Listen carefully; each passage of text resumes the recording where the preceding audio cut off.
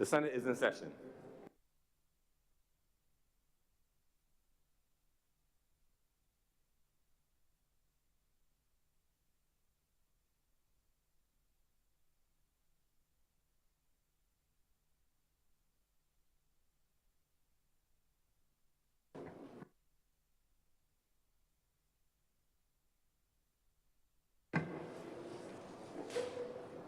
I received a message from Her Excellency the President.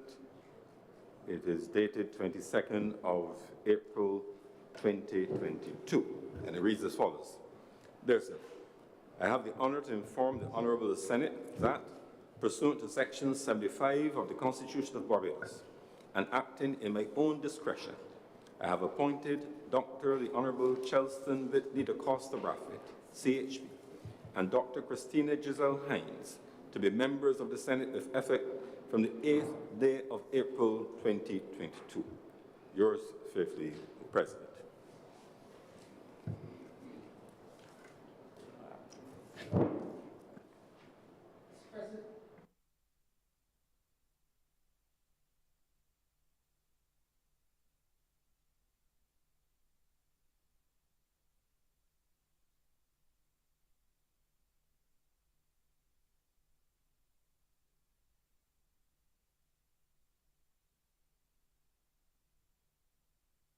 Please admit her, Mr. Clerk.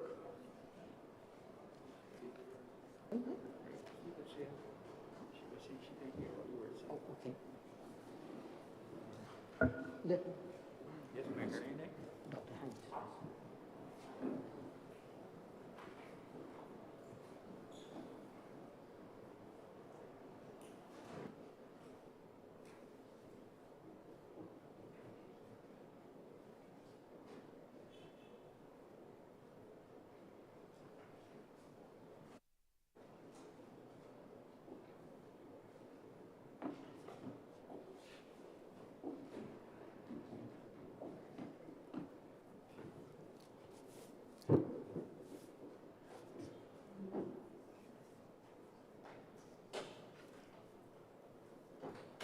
Welcome, Dr. Hines.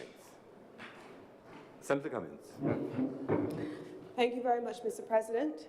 I rise on this occasion to welcome one of our two new senators to the Honorable Chamber in a new capacity. She is no stranger to commentary and to debate on matters relating to governance as a political scientist herself from the University of the West Indies, and I have no doubt that she will bring her extensive commitment to politics, to governance, to public policy, and to decision-making to the Honourable Chamber in the Senate, and I take this opportunity to welcome Dr. Christina Hines to the Senate Chamber on behalf of the Government of Barbados. Senator Cummings. Senator Nurse.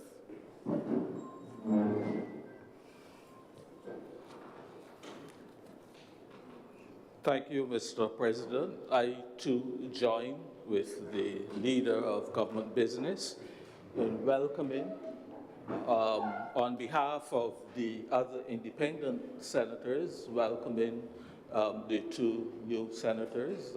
We have one here this morning, Senator Hines. And we have some connections. In the sense that we have been educated at a school in Waterford, and I feel very proud, therefore, to be welcoming a fellow of that institution. I believe that Senator Hines comes with a lot of goodwill, and we certainly expect that she will be an outstanding addition to the voice in the Senate, and I look forward to hearing her contributions as we debate several matters over these sessions. So, Senator Hines, welcome. Thank you very much, Senator Nurse. I, too, join in warmly welcoming you to the Honourable Senate, Senator Dr. Hines. We look forward to your perspective. It is It will both be youthful and useful. And based on what we know of your work in academia as well as in social activism via the public airwaves, we should be in for a very interesting set of perspectives and contributions to the work of the Senate. Our role as legislators is to pass laws for the good government of Barbados, that's outlined in the Constitution, and the richness and diversity of experience and expertise which is available in the Honourable Senate adds richly to the proceedings which come to us from the Honourable House of Assembly. As indicated to you, like unofficial welcome privately, feel free to draw on the resources of the clerks at the table. There are our experts in parliamentary process, rules of order, history, use of library resources, and you will find them, as well as your fellow senators, to be quite useful. I'm here to assist in any way that I can, and I look forward to working with you as we advance the interests of Barbados through our work in the legislative branch in our triad system under the Barbados Constitution. So thank you for agreeing to serve, Senator Hines, Senator Dr. Hines, and we welcome you. Dr. Hines. Senator Dr. Hines.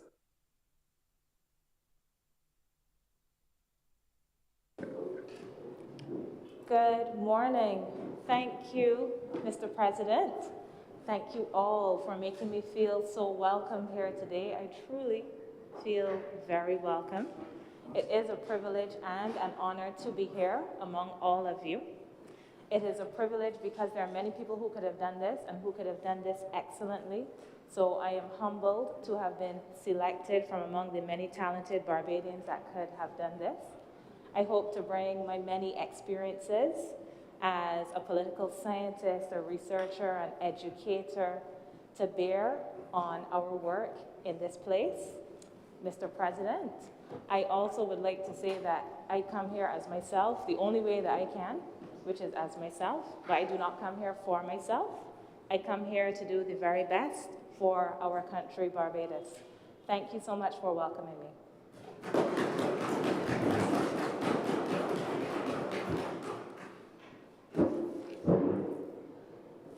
Announcements by Your Honour. I received the minutes of our meeting held on Wednesday, March 16, 2022, and Monday, March 28, 2022 for confirmation. Senator Cummings. Mr. President, I beg to move that the minutes be adopted by this Honourable Chamber.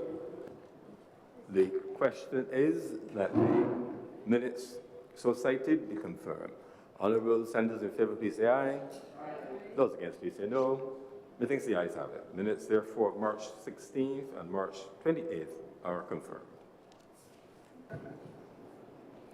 Presentation of petitions, presentation of papers. Senator Cummings.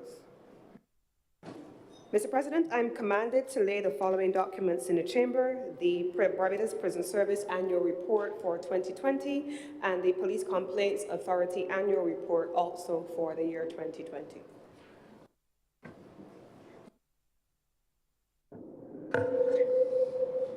Reports from select committees. Questions to ministers. Request for leave to move the adjournment of the Senate on matters of urgent public importance. Statements by ministers or parliamentary secretaries. Personal explanations. Motions relating to the business of the sitting of the Senate are moved by a minister. Senator Cummings. Any motion? No motion.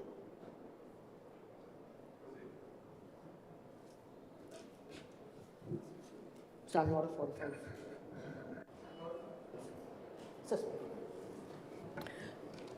Thank you, Mr. President. I beg to move the suspension of Standing Order 45-2 for the remainder of today's sitting. The question is that Standing Order 45-2 be suspended for the remainder of today's sitting. Honourable senators in favour, please say aye. Aye. Those against, please say no. Methinks the ayes have it. Standing order therefore stands suspended for the remainder of today's sitting. Introduction of bills. First reading.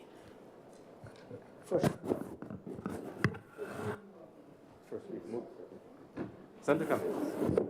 Mr. President, I beg to move the first reading of the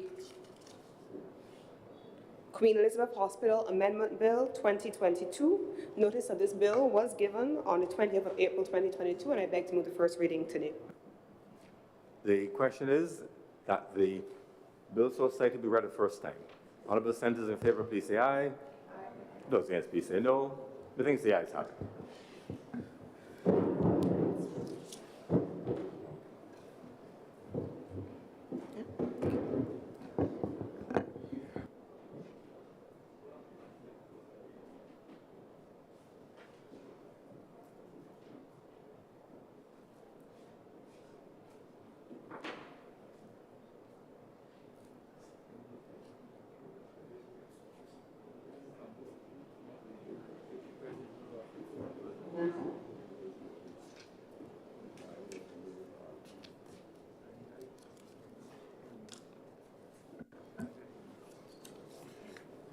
Mr. President, order number 2 in the name of the Honorable Leader of the Senate. This bill is being assigned to move the second reading of the Queen Elizabeth Hospital Amendment Bill 2022. Senator Dr. Monroe-Knight. Mr. President, thank you so very much for allowing me to stand and speak to this bill, the QEH Hospital Amendment. Essentially, is to alter the constitution of the board. But, Mr. President, before I get there, I hope that you would allow me just a small digression. I want, in the context of this amendment, I believe that it is fitting to recognize and to congratulate the thousands upon thousands of frontline workers that this government would have conferred national awards over the last weekend, National Heroes Day. Mr. President, I believe that in the context, as I said, of this amendment for the QEH, that many of those frontline workers would have been healthcare workers in the QEH system, working across polyclinics, working at the Harrison Center, and I believe that it is fitting that we recognize, congratulate them for their work and their continued work and service to the cause, Mr. President. I thank you. Mr. President, this bill essentially is to alter the constitution of the QEH board. Currently, that board stands at 13. And this amendment will move the constitution of that QEH board to 15 members, Mr. President. Mr. President, as we move, particularly in the context of our healthcare system, to make it fit for purpose, it is incumbent upon us that we address the issue, first of all, of leadership. Leadership of any institution sets the tone, sets the manner, sets the agenda for how that institution will run and evolve. Not only to address the concerns and issues of today, Mr. President, but also to look forward, to be able to anticipate issues and challenges for that institution. And in the context of the QEH, and I think many of us would recognize that certainly if we look at the COVID-19 pandemic, we could not have anticipated the mammoth task that would have been ahead of us as a country, would have faced our healthcare sector in trying to address this issue. And in that context, it is extremely important that the QEH ensures that it has at its disposal all of the necessary skills and human resources that would be critical to ensuring that it can meet the challenge, that it can respond adequately to challenges, as I said before, that are current and challenges that are to come. We must appreciate that we need to be able in the context of leadership to draw on a wide variety of skills, Mr. President.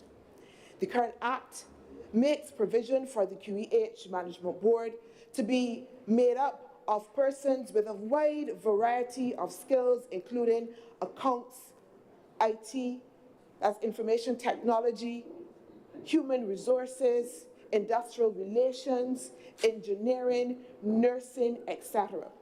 Because it is recognized that it is not just only those with healthcare skills that are important to the management of the QEH, but that we need to bring together a cadre of persons with a wide variety of skill sets that can contribute to the growth and development of the QEH.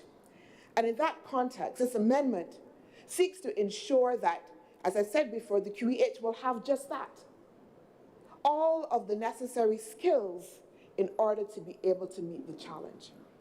I want to also indicate, Mr. President, that one of the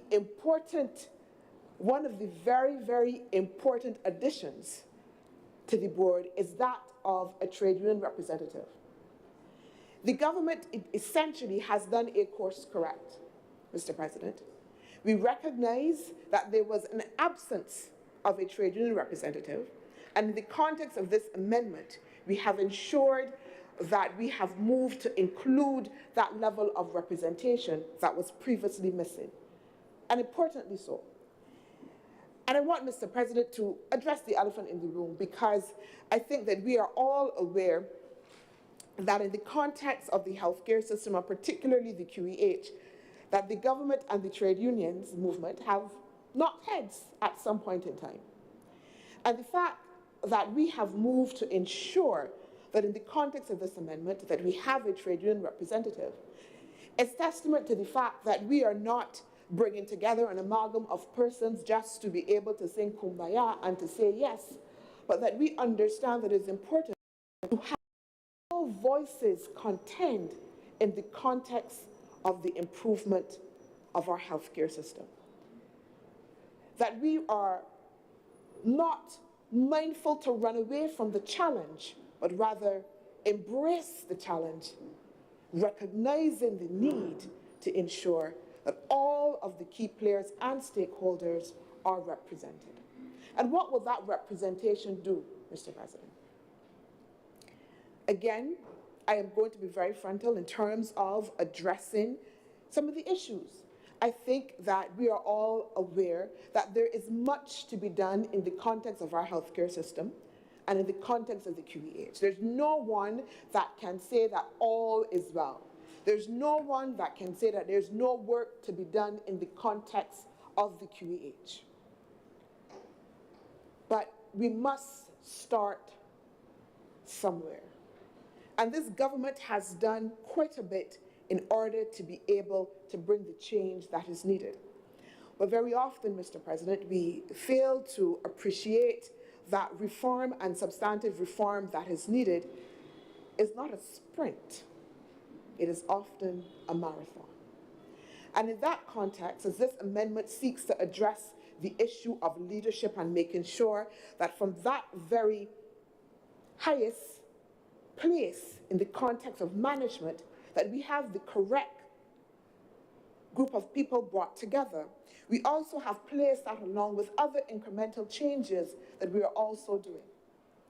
The issue of staffing shortage, Mr. President, has been one, again, that has been well ventilated, and again, this government has not run away from the issue. At the onset of the COVID-19 pandemic, the government moved very swiftly to ensure that along with our neighbors in Cuba, that we would have nurses here in order to be able to make sure that we could offer the highest care that is needed. Further, Mr. President, we would also recall that quite recently, the government, in collaboration with the government of Ghana, moved to recruit some 65 nurses, and our Prime Minister, in the context of the 65th anniversary of independence of Ghana, indicated that we will make arrangements to have another allotment of nurses come into Barbados in order to be able to supplement the shortage.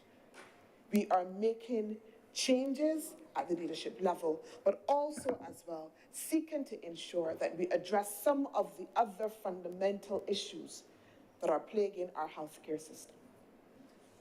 I also, Mr. President, want us to be reminded that quite recently as well, the Honourable Minister of Health, Minister Gideon Edgell, also announced the reinstatement of stipends for student nurses. Also as well, Mr. President, intended to correct a deficit by reinstating these stipends that were taken away some 8 years ago. It is a marathon that we are running, Mr. President. And therefore, as we look at this amendment, we are talking about reform in the context of increasing efficiency, increasing good management, ensuring that we will be able to have the services that are needed in order to make the QEH a more efficient, and I used the word before, Mr. President, fit for purpose. An organization that is fit for purpose, Mr. President, is one who has a clearly articulated vision for the organization. An organization that is fit for purpose, Mr. President, is one who is able to identify what are the key challenges of the organization. An organization that is fit for purpose is also one that is reflective. And in the context of this amendment, we have not only, as I indicated, Mr. President, an amendment that allows us to increase the board to make sure that we have all the requisite skills, but also as well allows for the flexibility of the Honourable Minister to be able to make administrative changes, again, to respond in the context of challenges that arise. And that is also critical. Again, I point to the COVID-19 pandemic. This was not on the horizon. This was not envisioned. And even when the COVID-19 pandemic started, certainly none of us would think that we would still be here at this time. And that pointed us to a need to ensure that we have within our healthcare system the flexibility that is necessary for us to be able to step back, reflect, and then act, Mr. President. Because we ought not to be stymied in terms of making sure that our institutions can respond adequately by being hamstrung.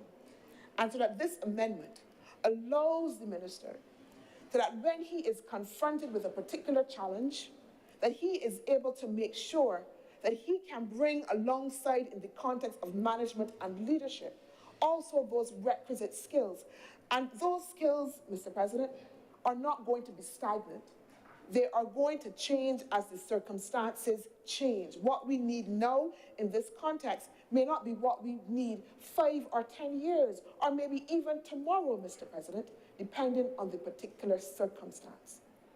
So that this amendment, in allowing the Honourable Minister to have the flexibility to be able to adapt, again, is contributing to that, what I said before, of making the institution fit for purpose.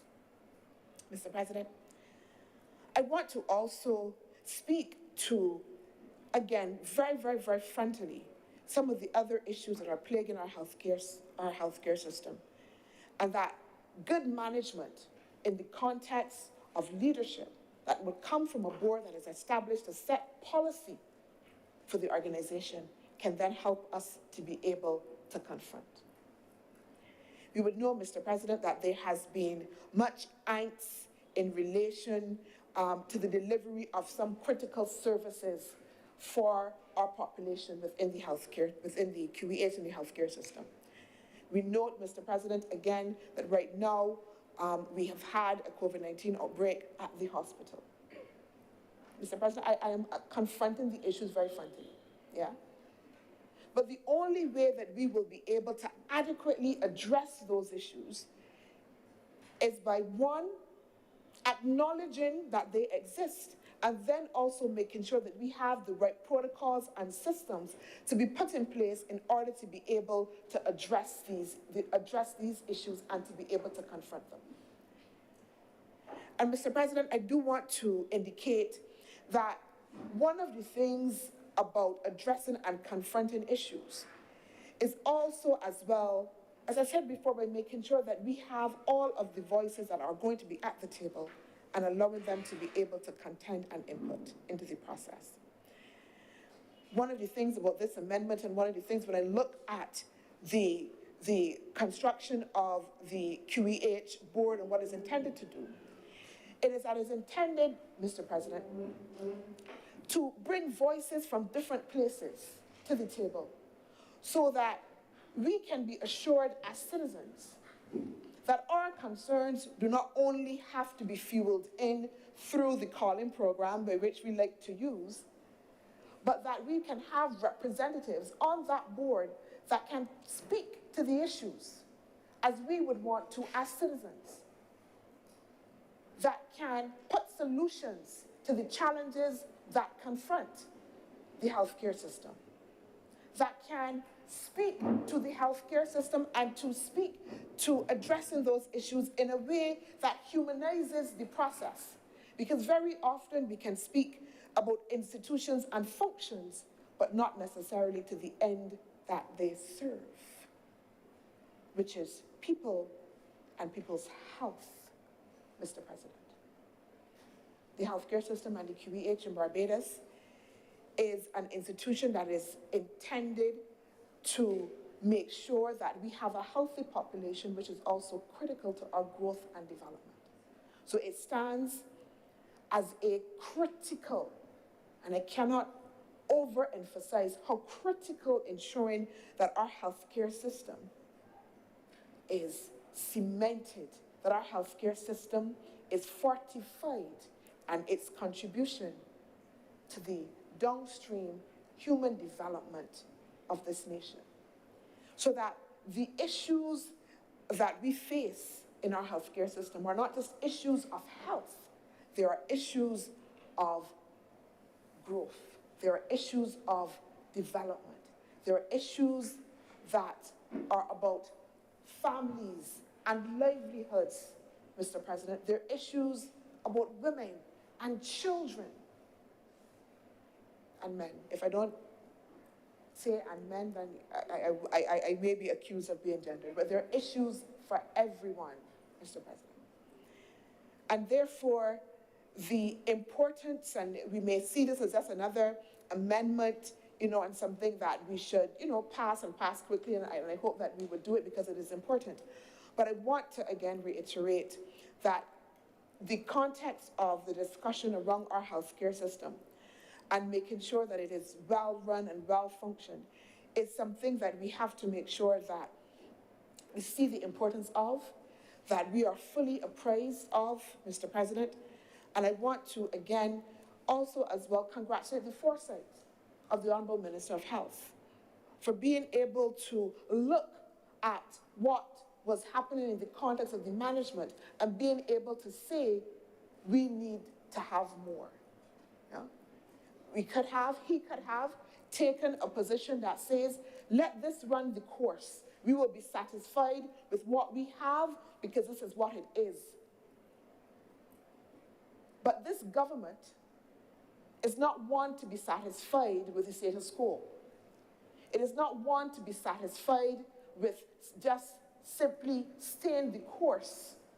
But again, because we understand the very fundamental role, Mr. President, of our healthcare system, and the fact that we have made a commitment to the Barbadian public about delivering the highest quality health care to them, that we will continue on that marathon that we have started.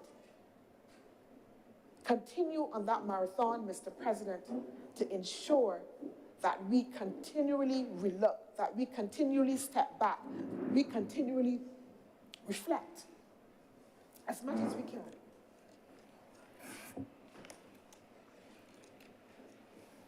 In order to deliver the best quality healthcare, Mr. President. Mr. President, before I take my seat, I want to also finally say as well that in the context of a discussion about the QEH, about a discussion about our healthcare system, that as I said before, we look not only to the current challenges. I think that, and I'm not, again, like I said, shying away from that discussion because I think that's an important one, and I've said I've been very frontal in terms of looking at the issues that we have to be able to confront and to be able to address those issues. Those are well ventilated in the public, and the government is committed there. But, Mr. President, I also want us to cast our eyes 10 years down the line, 20 years down the line, in terms of envisioning what our healthcare system should look like at that time. Because if we only focus now on just the current challenges, if we only focus now on what is in front of us, we will risk, Mr. President, the opportunity to begin to build forward. We will risk, Mr. President, not being able to cast our eyes upwards in order to envisioning a healthcare system that can meet the needs of future generations. And again, this amendment allows us to be able to do that. It allows us to be able, at the same time as we address the current, to also as well make sure that we have a system and a process that allows us to be nimble enough, flexible enough to be able to make sure that we cast our eyes and our vision forward in terms of building the healthcare system that would help this country and its citizens be propelled into a nation that is healthy and that is sustainable. Mr. President, I thank you.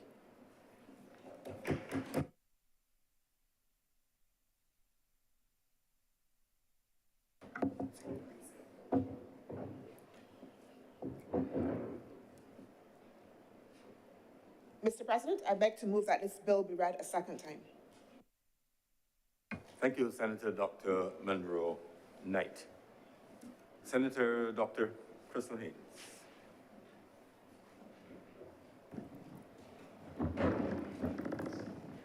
Thank you, Mr. President, for recognizing me. I will open by saying that Barbados, we don't have a lot of natural resources. We've heard that we have oil offshore, but as far as we know, that's a limited amount. We have no gold, no diamonds. It's always said that our greatest resource is our people. And we can extrapolate from that, that the care of those people would be the highest level of public service. I might be biased as a doctor, but that's a hill I'm willing to die on.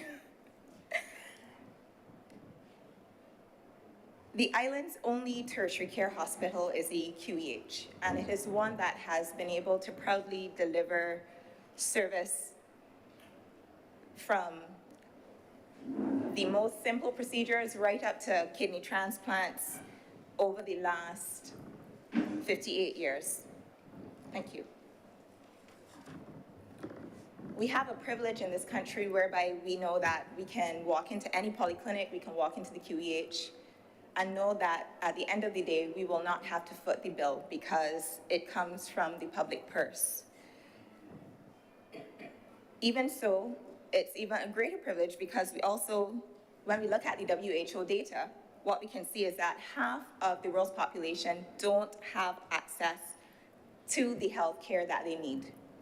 Further to that, 100 million people annually are actually pushed into poverty because of out-of-pocket health care expenses. In 2002, the QEH Act of 1966 was repealed and the Health Services Regulations of 1977 were repealed, and a new act came into place which established a new board, a QEH board for the first time. This was done at the time because clearly over time there's a need to evolve as the needs of the population changes.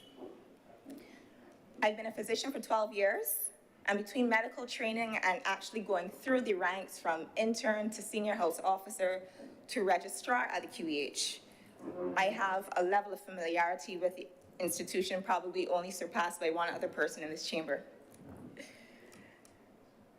There have been numerous complaints, and a lot of the challenges have been identified by the previous speaker. A quick listen on any program or opening the paper on any given day, you can see a litany of woes coming out of the institution. But what we have to understand is that the hospital that was established in 1964 was not built to meet the needs of today. And what this new board will have to do is to ensure that the QEH is positioned for the needs of the population and the challenges that will be emerging in the future. The bed capacity at opening in 1964 was 464 beds. Since that time, in 58 years, our bed count has increased only by 90, while the general population has increased by 70,000 people. Annually, there's been a doubling of the throughput in admissions to the QEH. So what is clear there is that you have an outstripping of the established resources based on the needs of the population. The toll is not just in relation to the physical plant, but the toll is also on our human resources. Many times you talk to any doctor or any nurse, and you're going to hear complaints of burnout, having to work long hours, doubling up on shifts, and so on. So while we seek to position the hospital for the future, we can't neglect, while we talk about capital expenditure planning and so on, to also ensure that we are taking care of the needs of our staffing community. Because ultimately, the care that patients receive is based on the care that can be given based on where our staff are. The old board was able to accomplish a number of achievements that the new board is fortunate to be in a position to build on. I just wanted to spend some time going through some of the accomplishments because many of them have not been ventilated in the public domain. Many are familiar with the establishment of the new accident emergency expansion project, with phase 1 and phase 2 already being completed. There's been the appointment of a number of temporary staff, including 49 Ghanaian nurses. There's been the establishment of 2 oxygen plants and medical air plants as well, repairing of the roof at the SICU and of the recovery room, both of which were damaged extensively during Hurricane Elsa. Those repairs have been completed. There's been refurbishment to the nurses' lounge. Overall, an $18 million capital equipment investment has been made, which has seen the purchase of a new operating microscope for neurosurgery and for ENT. We've seen, through philanthropic donations, renovations of Ward B8, the donation of a new CT scan to the accident emergency through the Maria Holder Memorial Trust, and the implementation of an automated inventory management system. The new board, like I said earlier, will be tasked with positioning the QEH for the future. And this can only be done, first of all, by identifying what the current state of play is, what the existing needs are, and making decisions based on evidence. One of the priorities is that there's going to be a new information management system funded by the European Investment Bank that will actually allow us to be able to mine data where we can examine issues related to long wait times, how long are patients waiting to be seen in clinic, why are people being rescheduled, how often are we seeing cancellations, and thereby we'll be able to extract data on which to make decisions for the future. Healthcare comes at a cost, even though it does not, although you're not presented with a bill as you exit the hospital. And one of the other things that we will have to look at in time is a sustainable financing model.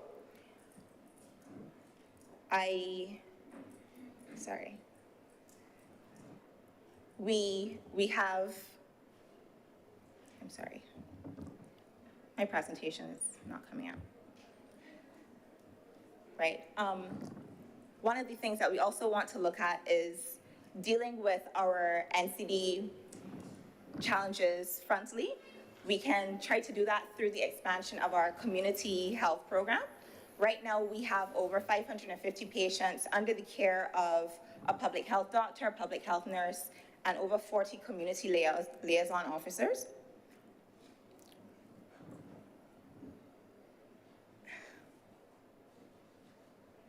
And Mr. President, I'm obliged. Thank you. Thank you very much, Senator Dr. Hayes. Senator Mr. Miller.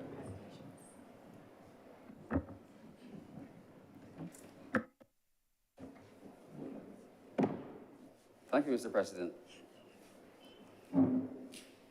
Mr. President, I would like to be brief when I speak about our venerable institution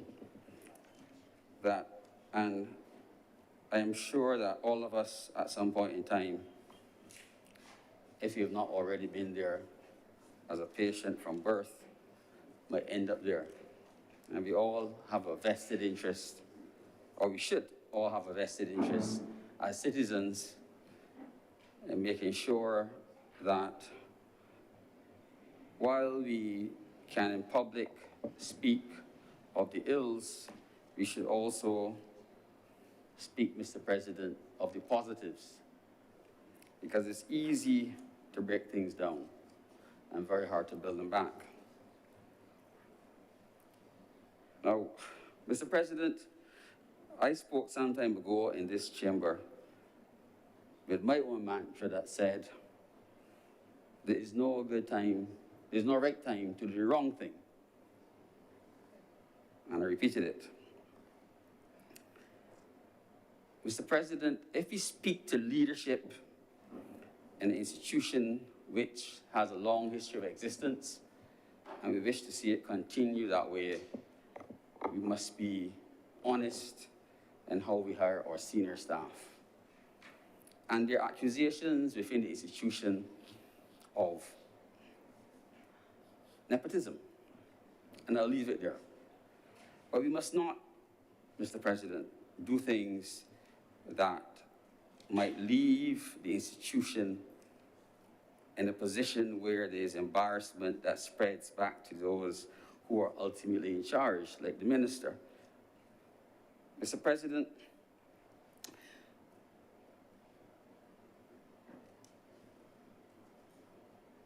the hospital has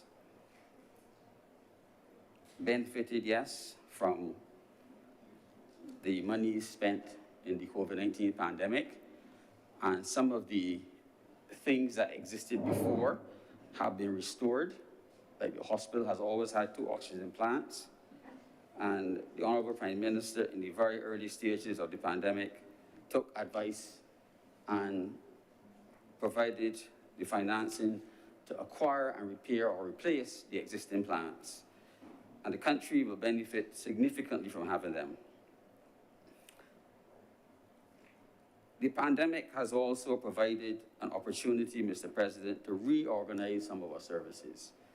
And one of the positives that has come out is that the pharmacy, that was what I call a stand-up, line-up, wait forever pharmacy, has changed significantly. And patients can now, for a small fee, have their prescriptions delivered. And I think that's a major, major achievement which must be applauded, Mr. President. And that is open to every patient who comes through the QEH. So we should not have the issue of having people waiting all day and having to leave work to collect a prescription when you can probably spend a tiny fraction, I think it's under $15 of your pay for the day to have it delivered. Now, one of the biggest problems the QH faces, Mr. President, is nursing shortages. And I've stood in this chamber and many other persons and spoken about the nursing problems in terms of staffing. And yes, the government has made an effort to continue what has been happening for many years of seeking nurses from overseas. But it's not enough. our nurses leave probably at the same rate as the replacements come in, Mr. President. And they go to greener pastures. And I have asked, why do they leave? Why do they leave this beautiful Barbados that we speak so much of and we spend all the time building out? They leave, Mr. President, because they're unhappy. People who are very happy in their environment and in their jobs and their ability to earn and move on and to acquire a mortgage and to raise children do not usually leave. And I asked whether we're doing enough for our nurses. And yesterday, Mr. President, in our hospital, our operating lists were hampered because we did not have enough nurses to keep all the operating rooms open for the afternoon session. And nurses did double shifts. But there's no award for them. And they do it repeatedly. And there's burnout, Mr. President. And I do not know how long it can continue. But on the other hand, when we ask, what do we do to keep the nurses happy or improve the conditions of service, there's silence. Yes, the government has made strides to increase the number of young nurses coming in by making changes at the community college level and trying to make sure that the areas in which people were probably failing have been corrected. And in terms of education, that is important. And there is some easing of hardships by providing the stipend which was previously provided to nursing students. But once you're qualified, and most nurses are female, and the vast majority at some point in time will bear children, have all the difficulties of working as a professional and having to provide childcare outside of what a mother does and have to pay for it or have to make arrangements when they work extra hours. And we have constantly asked, why is it that no government has seen it fit to do anything to provide childcare services specifically for the nurses at the QEH. $500 a person, Mr. President, could provide a lot of money to do such. And I'm not being critical, I'm being practical. Mr. President, we could build out all the new accident emergency departments and everything else. And if we do not fix the problem of nurses, we will have nice, empty buildings. We have to devote some time to fixing the problems of nursing. We have to do the things that are necessary to allow the nurses who work in Barbados to feel happy and want to stay here, Mr. President. Now, Mr. President, the government has correctly moved to green Barbados with alternative energy, but we keep committing the same offenses in broad and clear eyesight. Now, I took a photograph a few weeks ago of a large roof covered in photovoltaic panels, and I'm sure the meters to the light and power were reversing as we were selling power back to the grid. But right next to it was an incinerator billowing out large amounts of black, acrid smoke.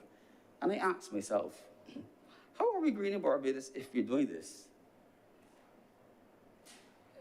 But this problem of the incinerator, this scourge, Mr. President, that is inflicted on the persons to the west of the QH is not new. It has gone on for many, many years and many administrations. And no one seems to be able to provide a long-term, permanent fix. And I hope that the ministry under the new minister will find an answer, because it is a terrible thing, Mr. President, and we need to fix it. But we can't be, on one hand, looking after people who fall ill, and potentially, on the other hand, contributing to the illnesses. The problem of supplies in the QH, Mr. President, continues to be a problem, but there's no place in the world delivering medical care that does not have a problem with supplies. Some of it existed before the pandemic and has been made worse by the pandemic, and some of it, Mr. President, simply happens. Now,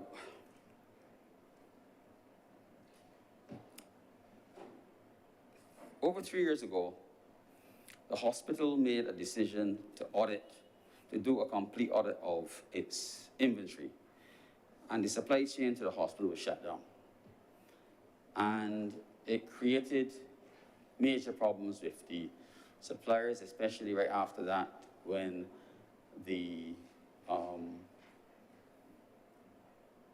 debt restructuring was done, and the overseas suppliers were not paid. And there was one supplier who provided radioactive materials, specifically radioactive iodine, to treat cancer patients, thyroid cancer patients, and to do investigations, was not paid. And they shut off all supplies. And it took the hospital over 3 years to get those supplies back. And it only happened in the last few weeks. I guess, Mr. President, one would wish to congratulate the hospital on finally getting it back. But for all those persons who could not afford to go overseas to pay to have radioactive iodine treatment, who had cancer, they have had to wait 3 years to get their treatment. But only those who could not pay. And that's what happens when bad decisions are made at the top. So there is no good time, Mr. President, to do the wrong thing. Now, as I drove from the QH this morning, having done more rounds to this chamber, Mr. President, to the yard and then to this chamber, Mr. President, I saw several elderly people slowly and painfully making their way down the road, and some crossing the street. And to me, it was obvious that they had joint problems. And we've now reached a stage in this country where the only persons who can have a joint replacement are those who can pay. I'll repeat that. The only people who have the joints replaced are those who can pay. But Mr. President, back in the early 90s, the first total joint replacement was done in the north of the island at St. Joseph Hospital. And later on, the same surgeons moved it into the QEH. And it has died. And you have to ask, why has it died? It's died only in the public sector. It is alive and thriving in the private sector, Mr. President. So the only people who get joint replacements done are those who can pay. And I believe that all the elderly people who have creaky knees and painful hips, they too deserve to have theirs fixed if they're capable of being fixed. And maybe and clearly we have the technical skills, because the hospital hires, I believe, only the best people as consultants. So there should be no problem with the consultants in the hospital being able to fix joints. So the problem has to be, to my mind, a problem of supply of joints. And there's some things that can be fixed from the government side, and some that can be fixed from donations. And I believe, Mr. President, that if the will existed, the joint replacement program that used to exist in the QEH, that fixed the joints of those who could not afford to pay for it, could be restored.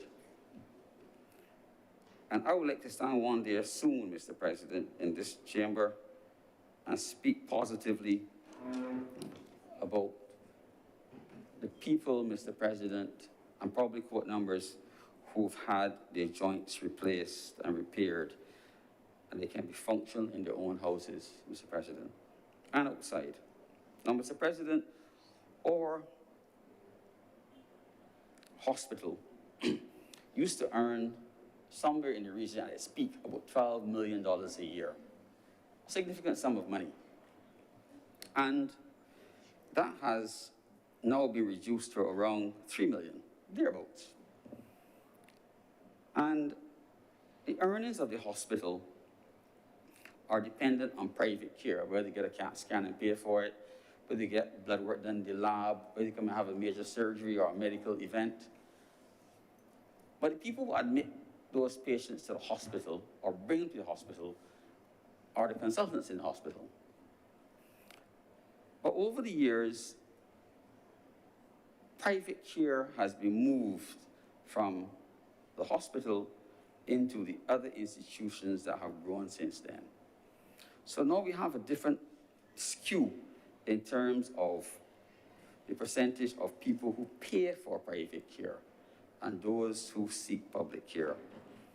And certainly there is a reduction in the number of people who traverse the QEH's doors to seek private care. It's down to a minimum. If the government is going to invest significant and large sums of money, or continue to do it, into the infrastructure in the QEH, there has to be some return on the investment. And we have to find avenues of encouraging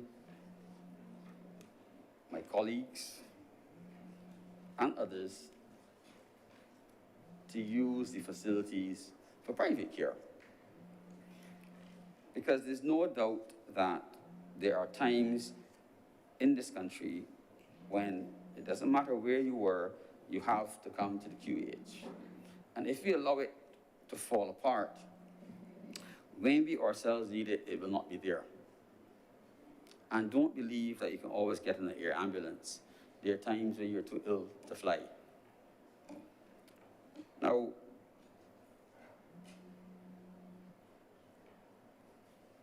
Mr. President,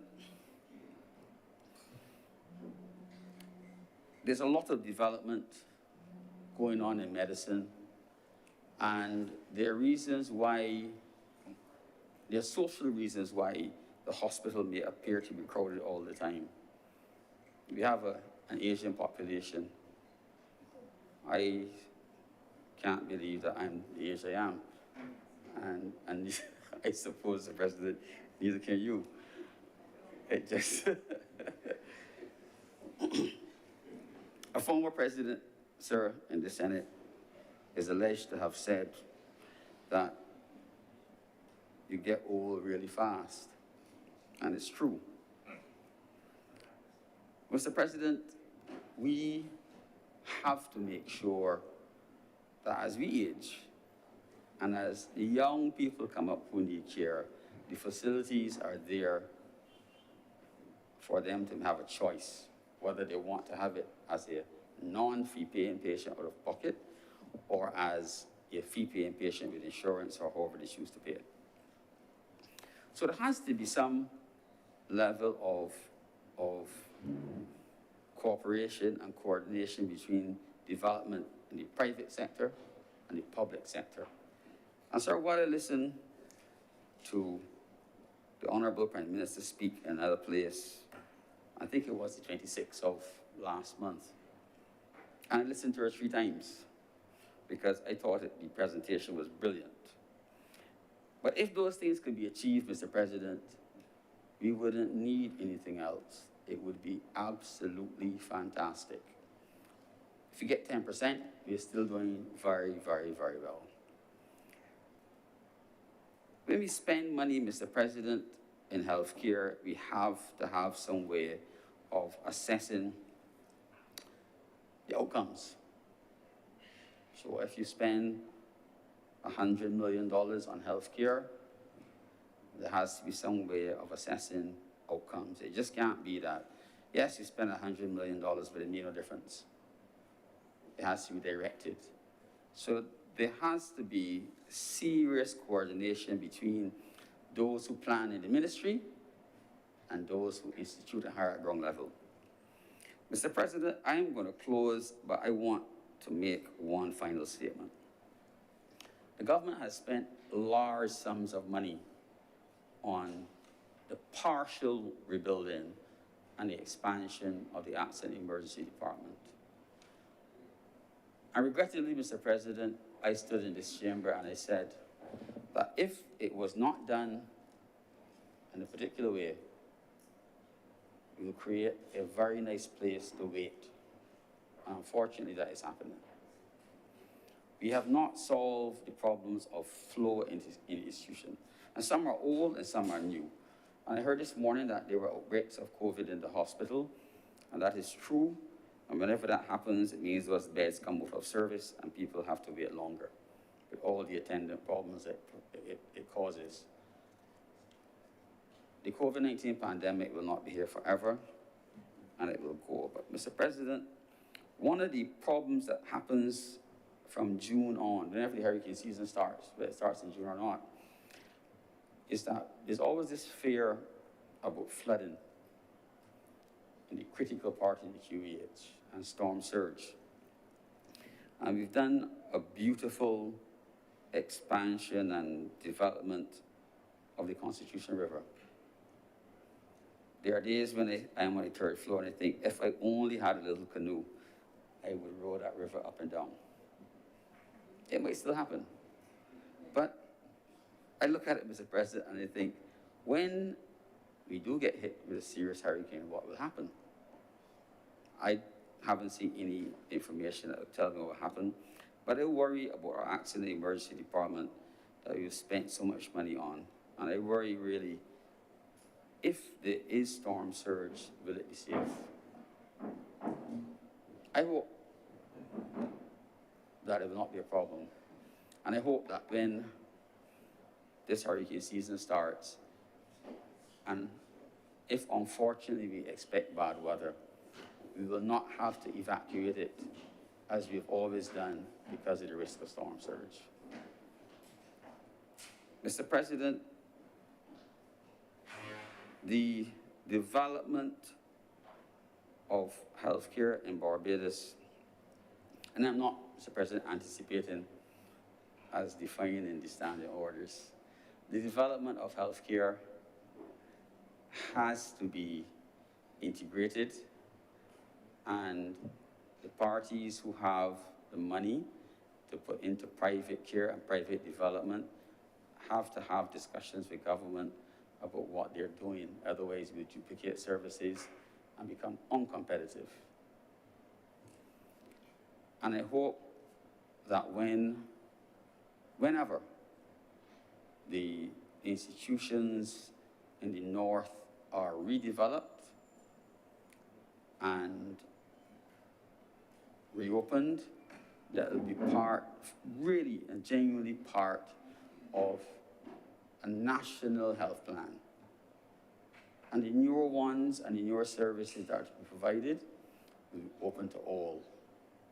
And not only those who can pay, Mr. President, because we cannot be a destination where we provide the best care for those who can pay, but for those who live here and who can't pay directly, they have a second-class service. I thank you, Mr. President. Thank you very much, Senator Mr. Maynard. Senator John King. Thank you, Mr. President. I want to start by asking members here, and for those on the outside who may be listening, to stop for a minute and to think about what we have been able to accomplish with the QEH in spite of all of the other things that have been going on around us. Oftentimes, you can listen to the radio programs, or you can listen to people on the street, and we complain. And we can speak eloquently about all of the problems of the QEH. And I think one of the members alluded to the fact that we also have to find time to bring some sort of balance to this particular conversation, especially when healthcare in numerous places across the world is not free.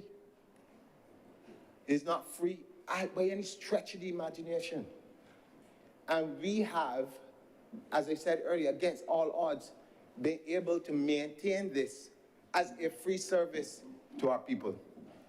And so therefore, starting from that particular point, when I look at the proposed amendments in terms of, for instance, bringing on other skills that are needed to expand and to improve on the delivery of service for the general public, I think we are going in the right direction.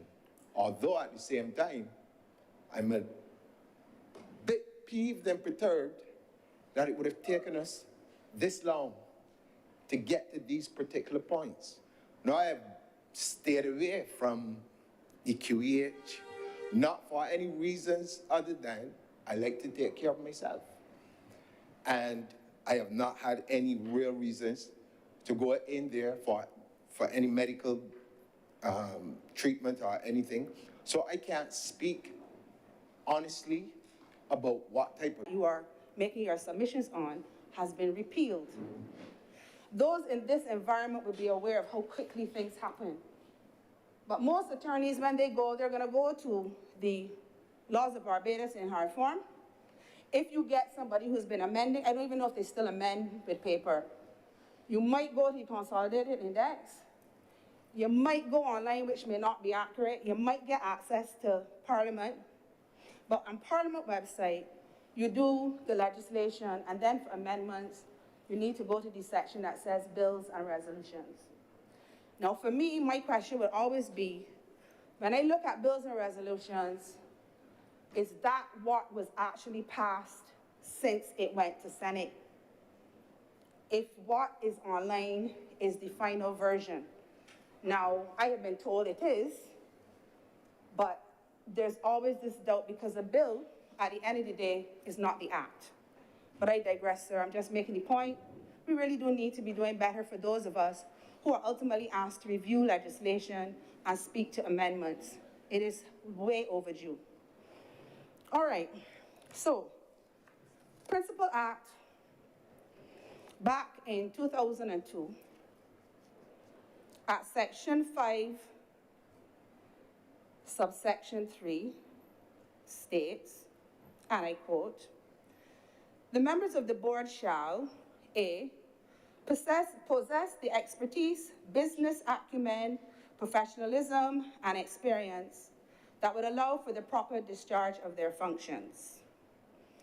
B, be individuals who have demonstrated, 1, competence and outstanding achievement in their field of endeavor, and 2, commitment to community or public service."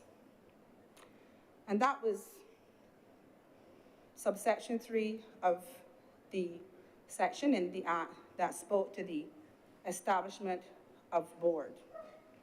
And the reason I cited that today is because you're going to see that subsequent amendments make reference to this section 5.3, even though it is not set out in detail. So of course, when you're looking at an amendment, you've got to tap back to the Principal Act so you can put things in context. In 2019, sir, the government of the day, oh wait, it's this one, wait. The current government went further, saw it fit to take section 5.3 and put some meat to it. So we had section 5 paragraph, I beg your pardon, in the schedule. Paragraph 1.1 became, the board shall consist of 13 members who shall be appointed by the minister by instrument in writing. The current proposed amendment is simply taking that to 15. Okay, that's fine. But the 2019 Act under the government went on to a paragraph 1.4 that stated, the members of the board to be appointed under subparagraph 1 shall, in addition to the executive chairman, comprise A, the permanent secretary, Minister of Health, ex officio, or the nominee of that person. B, the chief medical officer, ex officio, or the nominee of that officer. So that's 2 people so far on the board. No, 3 people. We have the executive chairman, permanent secretary, chief medical officer. Then it says, persons who possess the qualifications set out in section 5.3, which I just read, in relation to the following disciplines: accounting, 4, engineering, 5, finance, 6, human resource management and industrial relations, 7, information technology, 8, law, 9, management operations, 10, medicine, 11, nursing, 12, and paramedical services, 13. So the legislation, by virtue of its schedule, not only said we're going to appoint 13, it brought down the types of persons that you want in terms of their background, expertise, and knowledge. So when I saw the proposed amendment for today, where the increase went from 13 to 15, I wondered out loud, how come the government didn't amend paragraph 1.4? Because the only amendment is paragraph 1.1. So everything else that was passed for the 2019 legislation remains the same. The trouble is that the current wording, reading of paragraph 1.4 addresses 13 people. Now, there's provision for, I suppose, you could have 2 in accounts and 2 in engineering, enough in industrial relations or labor. But for me, for purposes of completeness, and for the way that I understand legislation should be dealt with, you need to be consistent, you need to be clear, and you ought not to be vague.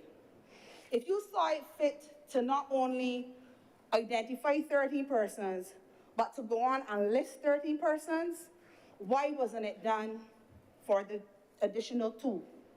Now, you can say the power that you're trying to give to the minister by virtue of the, other amendment that allows for him to amend the schedules, the minister may by order amend the schedules. And paragraph 2, and an order made under subsection 1 is subject to negative resolution. That's all well and good, see, but when a minister makes that type of order, provided that it is gazetted properly and in a timely manner, you then have 40 days to say if you have a problem with it.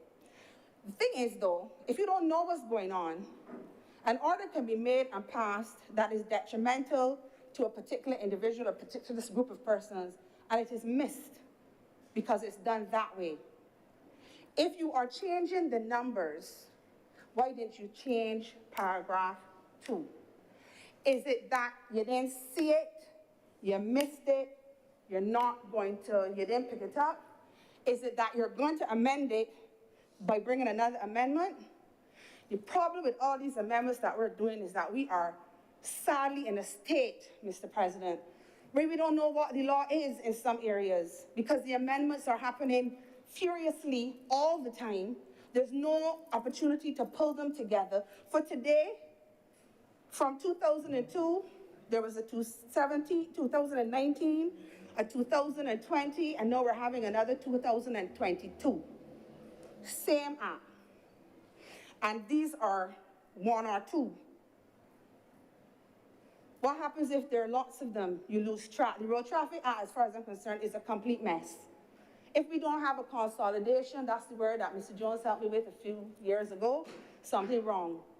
We need to do better in terms of when we're doing amendments. It can't be that somebody wake up in the morning saying, get a VAT, let's go to 15. And then nobody pays proper attention to what should come with that, so that we have a holistic and an efficient amendment. It is not reasonable that you have to be dealing with matters, and you've got to remember, well, you need this for this point, this for, no. You have the power to make the amendment. You have the power to manage those who make amendments, those who do the drafting. Take the time to do it properly. That's my position as it relates to the proposed amendment. I also want to know if it's a secret that we are not having an amendment to know who what area the two new persons are supposed to be bringing to the board. It can't be a secret, though, not with this government, because this government speaks on a daily basis, almost, about transparency.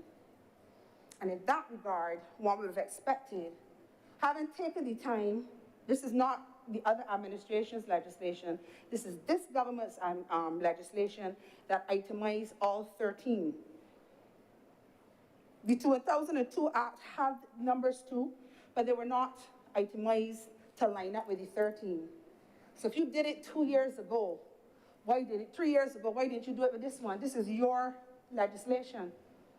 So what's the problem? And those of us who have to represent the interests of individuals have the right to know the way the law stands in a way that is manageable. Because if I have to represent somebody and I need to know if their rights have been infringed by virtue of what has been done to them, I should be able to go to the legislation that deals with the composition of the board to be able to see what's going on. Do it better. Be more organized. Be more structured. Piecemeal is not making a lot of sense, and it's not necessary. I don't think it is necessary. You have the time, you want the amendment, look beyond what you are asking for and make sure that none of the other subparagraphs, there's 2, 3, 4, 5, 6. And to my mind, the one that would have been most connected to the proposed amendment would be the one that makes up the composition of the board. It is tedious how we are making amendments. And if my point is taken by some slim chance, that's another amendment. So we will have Queen Elizabeth Hospital Amendment 2002. Then we will have Queen Elizabeth Hospital Amendment Queen Elizabeth Hospital Amendment Act 2002-1. Then another one later this year, Queen Elizabeth Hospital Amendment Act 2003. And sometimes we go all the way up to 6 and 7 because there's piecemeal amending going on. It's not conducive to the smooth operation of how you do business and how you flow. This is the law. Let it make sense. Let it make sense. All right. Mr. President, as I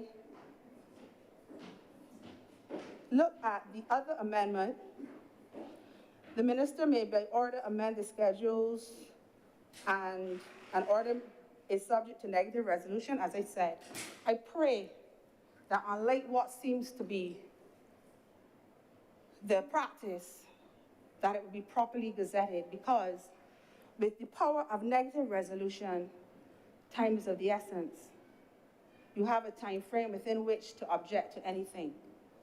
And therefore, you need to know not only when the order is made, but from when time starts to run.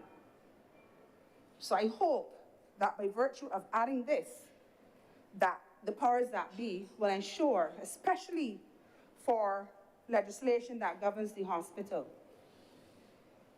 Because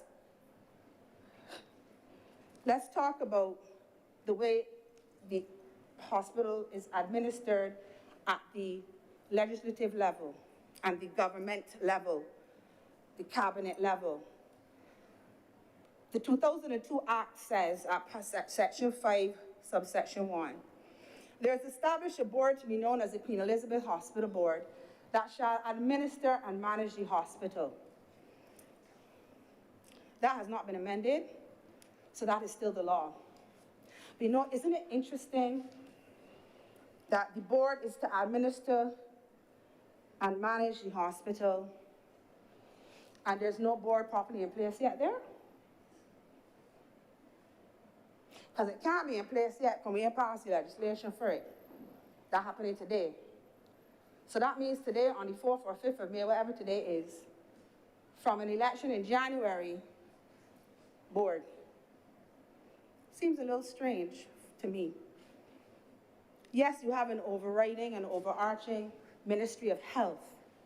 But how does it take that long to put a board in place that is critical to the administration and management of the hospital? It concerns me. And that is why when you hear certain people in high places who should know better talking about how badly the hospital is being managed, they should bite their tongue. You know why? Because in spite and despite not having a board in place, the hospital is still standing. So that means that the executive chairman and the executive managers have been doing their jobs.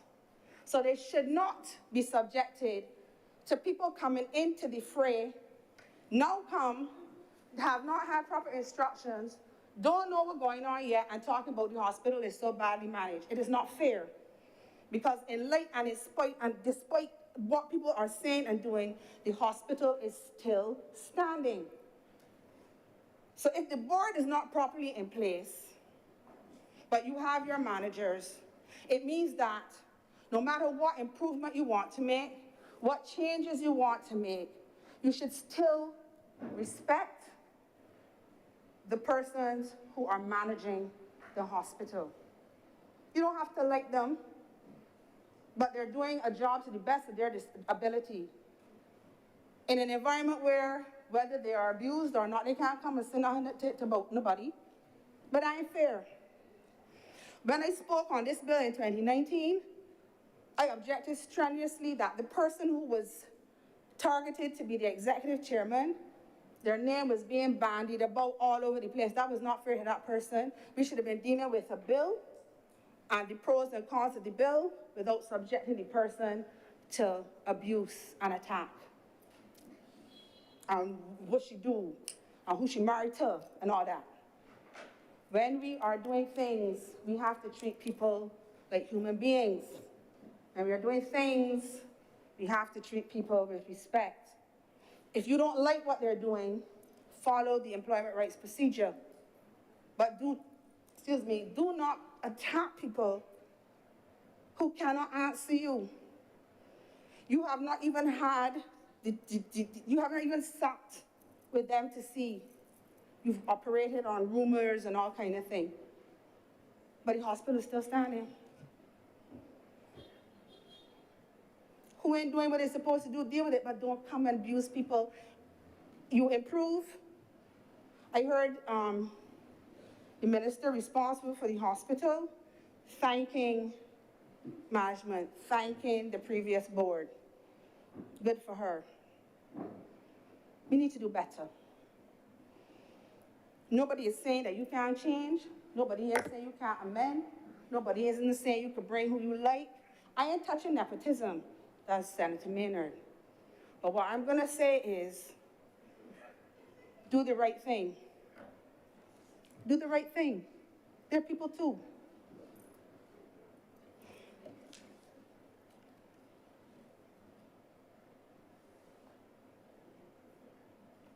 Mr. President, I do hope that the government plans to enlighten the country as to what would be expected of the additional 2 members of the board, And on that note, I seem to recall hearing, I can't say who, but there was a lot of talk about this amendment is to make provision for labor. I'm confused, Mr. President. The amendment of 2019 made provision for a person in the area of industrial relations. What is industrial relations if not labor? You are the government. You have 30 plus. You know what I mean when I say plus, but bring your amendment, bring your explanation, but make it make sense. You cannot come, but you can because you did. Come to people who can read. Who you talking about? You amended for the purpose of labor when there's provision for industrial relations, and the person who has been on that board for a number of years is the head of a trade union group. But you have the majority where you don't even have to give a reason. You could just say we're amending. So don't come and try to, what you're trying to do by coming and talking about, we are adding labor. We need to amend for labor, and there's provision for industrial relations, and the gentleman who represents that represents an entire group. What is that about, Mr. President? That's a query for me.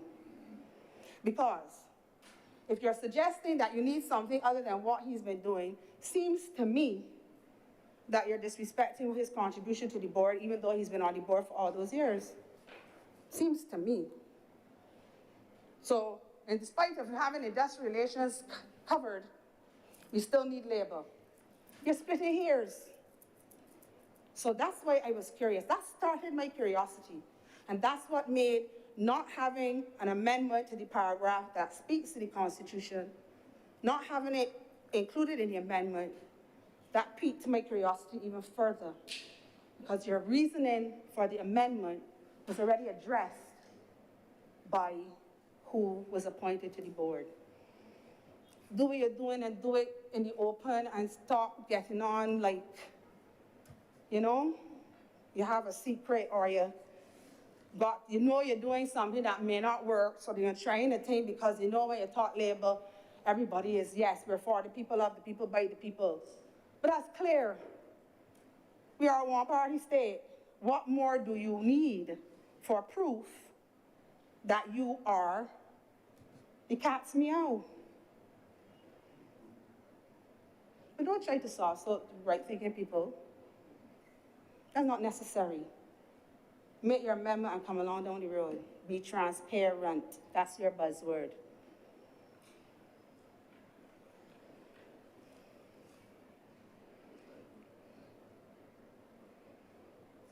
I'm hearing a talk about guest relations at the hospital, a guest relation type of setup.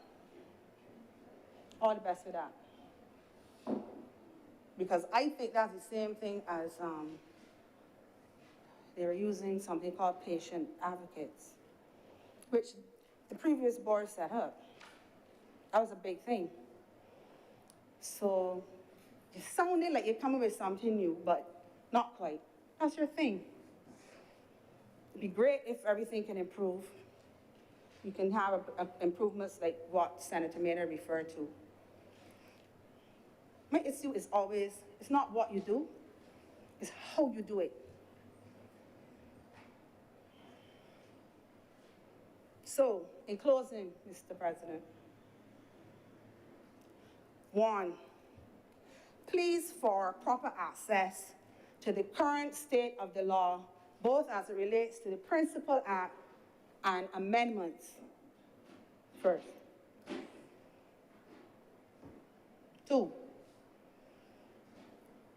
query as to whether you're going to be breaking down the constitution of the board for the information of all. And if you are, even though excuse me, even though I know this is not gonna happen, I'm gonna put it out there. If you're gonna do it, hold a minute, add it to the amendment, and then make the amendment. Don't make the amendment and then come back and make another amendment. You're already into May without the board. The hospital is still standing. If it take another few days, you know what I mean? But don't, and then 3 months from now, another amendment. No, that's tedious, onerous, arduous, especially for those of us who practice law. 3, stop bashing management, man. Stop. Let's not. Doesn't look good as an employer, man. And y'all, you created an entire piece of legislation for an individual. And then you have people coming in as new to the ministry and talking about the mismanagement of the hospital. If you feel so, that's your right, you know. But say it at a board meeting. Don't say it out in the open. Don't do that. That's not fair. Because whoever you bashing can't answer you. And I don't have no brief calling for anybody. It is what is fair. It is what is fair. 4,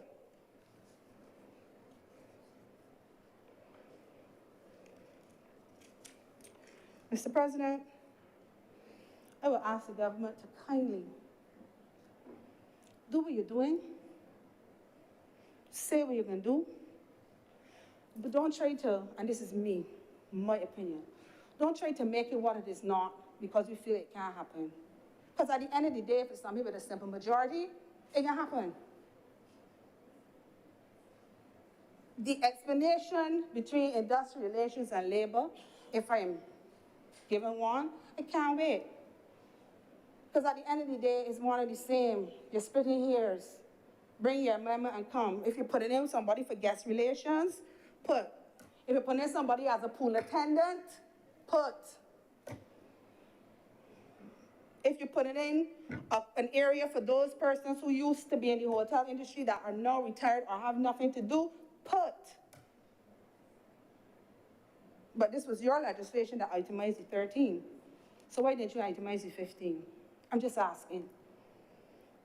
With that, Mr. President, I'm obliged to you. Thank you very much, Senator Tate. Her Honor, Senator Thompson.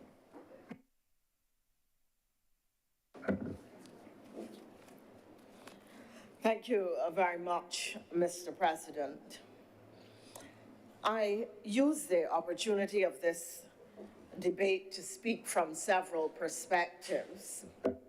As a Barbadian and therefore a stakeholder with a vested interest in the Queen Elizabeth Hospital and its proper and effective functioning and management and delivery of care, because all of us, whether we have money or not, invariably need to turn to the QEH for care. And it is important as an institution that it should be a flagship institution, a model of care for the Caribbean and for developing countries, but most of all, a quality of care that makes the difference to life and limb of the Barbadians who need it.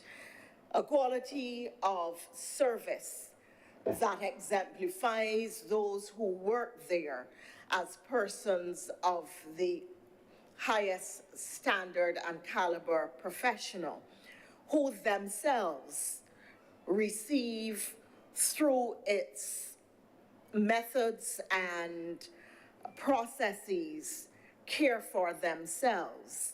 Not, and I don't speak only of, at this time, of healthcare, but care in the context of those who are delivering care and are under pressure from doing so, who feel a sense of burnout and stress, who see pain and suffering close up every day, and therefore themselves need to find some measure of relief and release, where we need to build into the hospital system a structure that cares for the caregivers. I speak as well as a former Minister of Health of Barbados, with whom this process of the transition to a board at the QEH started. Indeed, I would want to pay tribute to some of those persons who sat on the committee that discussed care at the hospital and made the recommendation to transition to a board.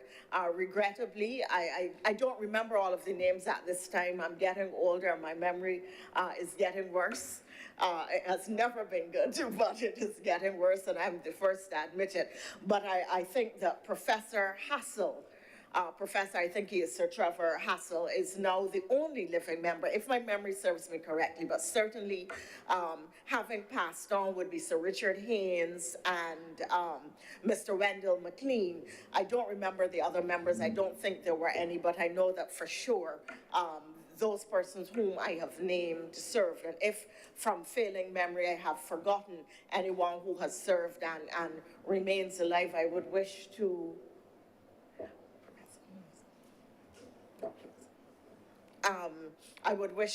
pay tribute to the work that they did. I'm being prompted that Sir Professor Waldron was on the committee at that time, but that is not my memory at all. But it does not matter. To those who served, I say thank you for their contribution to the process and to the process that yielded the result of the transition to the board, which was an attempt to put in place a more effective, fast response delivery system. Because at the time, part of the challenge that we had was that when the hospital needed supplies, it had to go through what was then called central purchasing. If the hospital needed staff members, it had to go through the Services Commission, or they had to go through Service Commission. And what you would find is that there was no desk in these institutions which prioritized the QEH. So a request came in for medical equipment.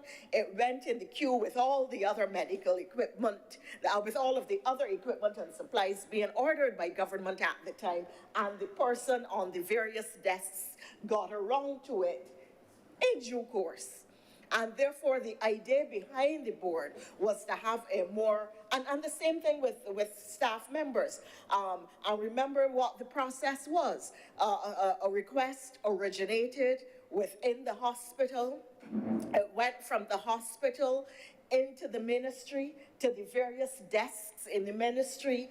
You know what the process was at the time. The chief clerical officer, the various clerical officers, the chief clerical officers, the CMO, the deputy PS, the PS, and from there it would then go to the Ministry of the Civil Service and then to services commissions or whatever. So the process was really quite long and quite complicated. And so the notion of going to a board really was to allow the hospital a higher degree of autonomy to expedite processes and the accessing or acquisition of supplies and materials essential for care, and to be able to recruit rapidly staff when you needed them.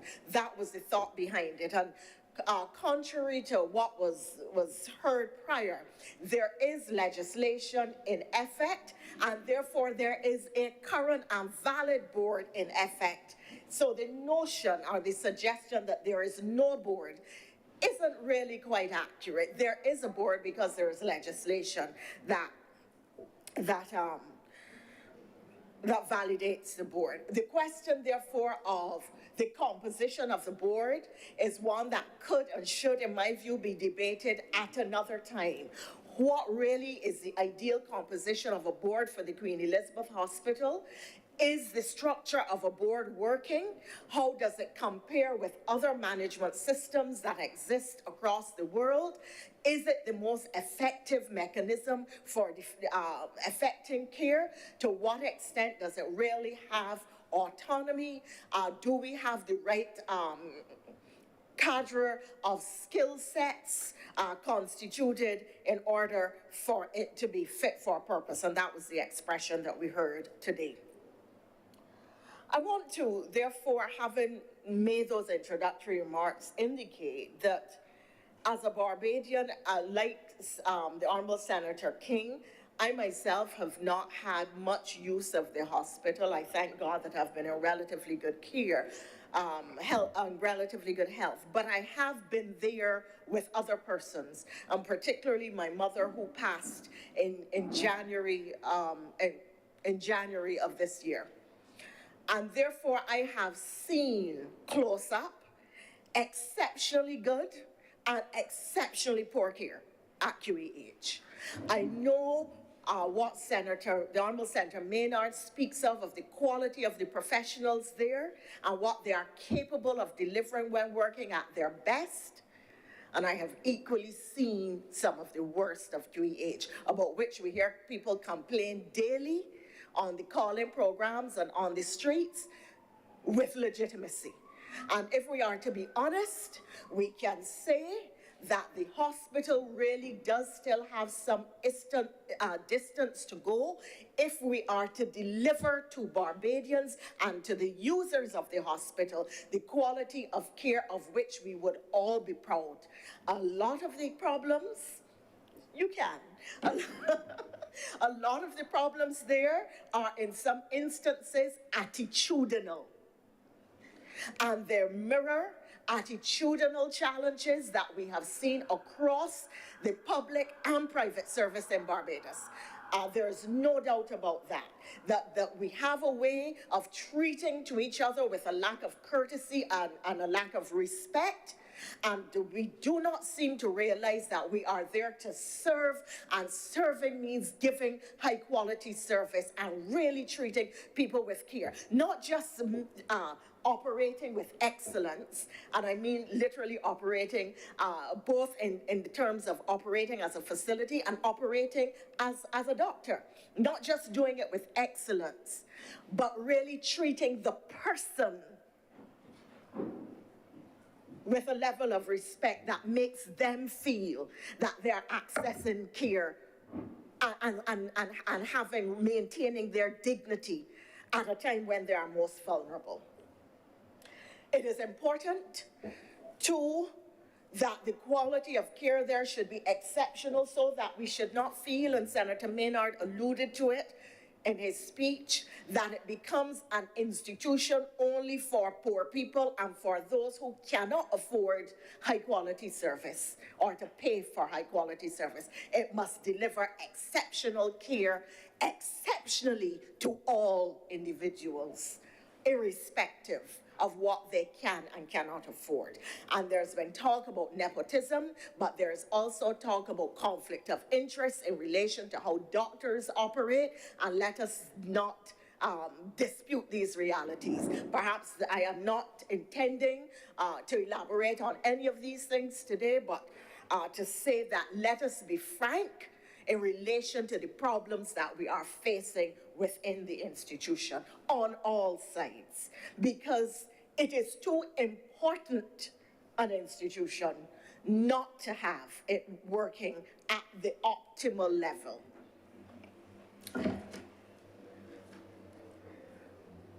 The QEH has been responsible, or certainly has been part of the approach of successive administrations in Barbados to ensure that we build out our human and social capital.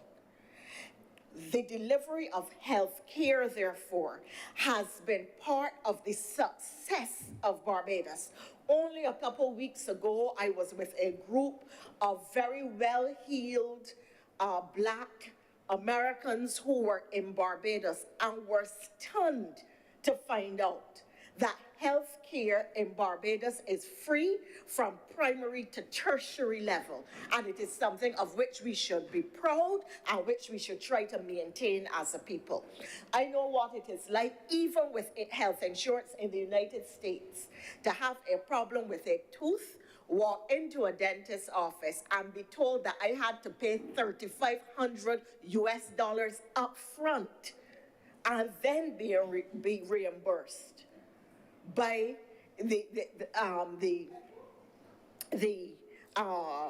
insurance company, the institution, the medical facility would be reimbursed by the insurance company, and then I would get my money back. Now, that excluded a whole number of persons, and it isn't just with dental care, it is with all kinds of health care, where people in some of the richest countries in the world are excluded from access to care, from the protection of life and limb, simply because they do not have the cash. And what we are able to do in Barbados, where we deliver a range of services, of health services, of dental services to our people, and the services are generally of very good quality. The outcomes are generally very good, even though you hear some horrific stories. So this is something we have to ensure that we protect the QEH and the outcome of services of care delivery to the average Barbadian. The Honorable Senator Dr. Haynes, in her comments, spoke to the point of the pressure on QEH and the increasing numbers. We have to look at the whole issue of primary care in Barbados and disease prevention. Because when people, with the burgeoning of the chronic non-communicable diseases in Barbados, the stress on the QEH to treat NCDs and all of their sequelae is going to increase exponentially as the NCDs increase. And therefore, we have to go to a form of preventive and intervention that stops people from becoming so ill that they then have to get that level of acute care within the QEH system, because that is where you see the mushrooming of the problem. And therefore, the primary care strengthening is really of extreme importance and requiring urgent intervention and strengthening of our polyclinic system to address the issue of the NCDs. There is too the question of the ratios that need to be met for QEH to remain a well-recognized training institution. We have seen over the years that the number of people doing medicine has increased, but the number of people doing nursing has not. And there was a time, certainly when I was minister, that the fail rate for nurses was very high in terms of the exams. And therefore, we were not able to recruit, get qualified, and place in the institution the number of nurses that we needed to keep the institution going. During that time, we started recruiting from overseas, and I know that there have been various recruitment drives over time. But part of the challenge we have to face is to ask the question, how do we make nursing an attractive profession for young Barbadians? Again, when you speak to young people and you ask them what they want to do, nursing never ranks high on the list. Why is that? And what do we need to change that? There was a time, probably in the 1960s, when nursing was in high demand, when it was considered an honorable profession, when it was considered at a time when many women could not get into medicine, they couldn't get into engineering, they certainly couldn't get into law and so on. Many women opted for nursing as one of the top professions into which they would be accepted. It is not now so for our young women. You will find more women telling you that they are interested in cosmetology and doing hair and nails than in doing nursing. So we have to ensure that nursing again becomes a profession of appeal, because it is an honorable tradition and an honorable profession.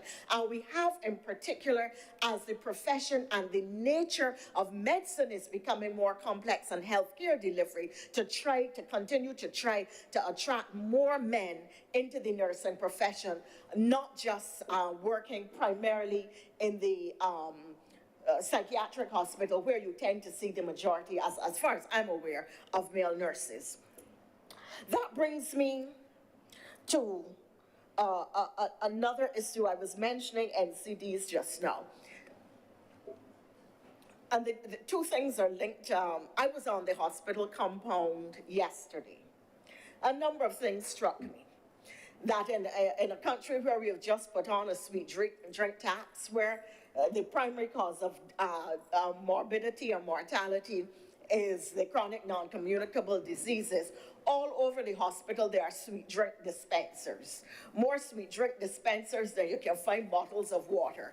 And as you come out of the main entrance of the hospital, there is somebody with a sign selling gooseberry syrup, guava syrup, all kinds of syrup. And yet we are sending mixed signals, and I don't want to put anybody out of work. You hear a lot about how, we attack poor people, and poor people who are trying to do small businesses are not given support. But this is a Queen Elizabeth, it is a hospital compound. So let us not be inconsistent in our messaging. Let us really try to ensure that there are some healthy alternatives given the problem that we have with NCDs. And I was saying that, having been there yesterday, I witnessed that, and there was also something else that I witnessed, and it brings me to my very next point. 15? Great, thank you. It brings me to my next point, and it is the matter of human resource planning within the context of the Queen Elizabeth Hospital. I was there accompanying a friend who has a heart condition. We went to the cardiac suite, and I believe she was having an angiogram or angioplasty or something, I don't know, something heart-related. There were a number of people there. I struck up a conversation with all the people in the waiting area, interesting stories, and one of them whom I knew, memories. We talked about, working together in the same place years ago and so on. We were asked to come at 7:30 or thereabout. An older lady had been there from 7. They started at 8. I want to compliment the nurses. Every nurse who came in said, "Good morning." They greeted us, "How are you?" And they went on about their business. They started promptly at 8 o'clock. At about 8:30, it was drawn to our attention that a radiologist was needed to deliver care on that day, that there is a team, and the team works with a radiologist. The radiologist was not there. So none of the patients who came to be treated on that day could be treated, and therefore people would need another appointment. I locate this not in the context of a criticism, but in the context of the issue of human resources planning for the hospital. What is our vision for a tertiary care institution in Barbados? Let us start with the issue of where is it to be located? Are we going to continue to use the Queen Elizabeth Hospital, which we know is in a flood zone, and in the event of adverse weather, you will have coastal inundation, making it far more difficult to access? So are we going to continue on that site? If so, drainage, because you can engineer these issues. So drainage is going to be a problem that has to be addressed, and I see work being done within close proximity to the Constitution River and so on that will address these issues. But there is enough land owned by government for that whole area to be developed as a health village, so that you have a suite of skills, medical intervention opportunities, etc., all around that location. If you are going to build it out, build it out. So that's the first thing. Location, physical location of your primary tertiary institution, and what is the physical plant going to look like. We have to move away from ad hoc development, where one minister has a vision for X, and another minister has a pet peeve about Y, and so is interested in X. So you see the development as there is a vision of a particular individual. We have to develop a vision plan and a vision statement for the hospital that speaks to long-term development planning and how that planning will be put in place, what skill sets we will need to deliver that planning, who we are going to train, how you are going to recruit, and the number of staff that you need. Because it cannot be that a radiologist does not come to work, so every patient has to be sent home. I don't know how long the radiologists will be away, how many procedures will have to be postponed, with what result? How many radiologists do we need at the QEH for it to function well? Do we not have access to somebody who is on call, who is a spare? I know that there are some aspects of cardiac care that cannot be performed at the moment because we don't have the specialist cardiology nurses, and we have not been able to recruit them for some time. We need cardiac technologists, and it isn't just in cardiology, it is every single specialist skill, because we put these departments in place without the necessary long-range planning, without putting in place the financing for the staffing that you are going to need over time, the downtime that the staff will need, the replacements you are going to need, the fact that you're going to have to rotate them out of active service so they can keep upgrading their skills as the technology changes. All of this has to do with planning. And these are therefore issues to which we have to treat as a nation and as a government. And I am not talking about opposition and independent senators, and I mean as a government, because we, those of us in this place, are the government. We can talk about the partisan divisions at another time, and I'm happy to do so on another occasion. But today, on this issue, as a government and as a people, we must be united about how we go forward.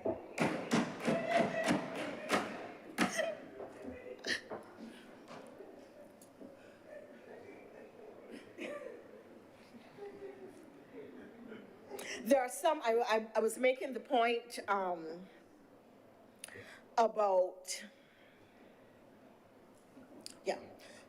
I was talking about the hospital as an institution of development, and the hospital itself being developed.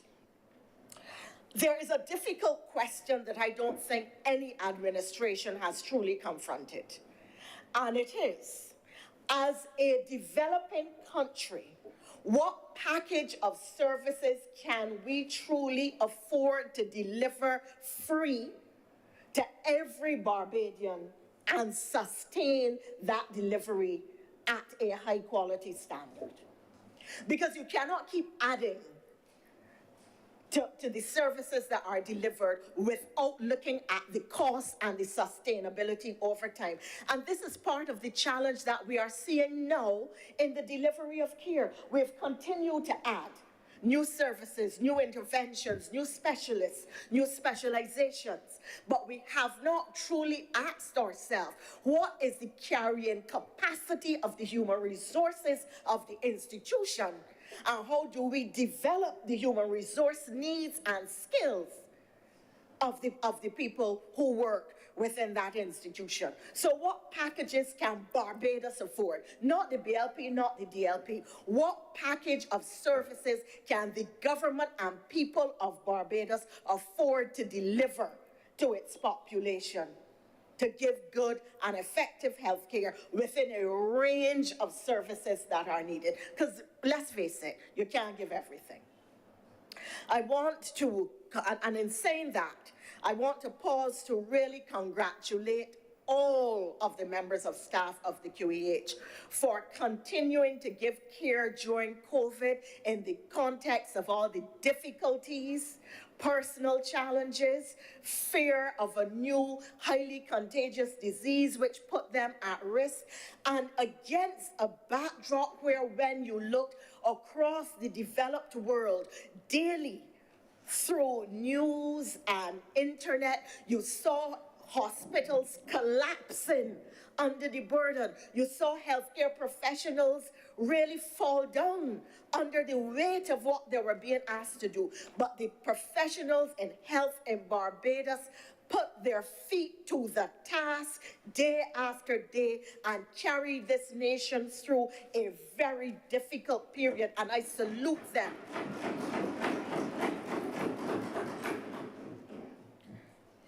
So in terms of our long-term planning, what really is our vision for healthcare in Barbados?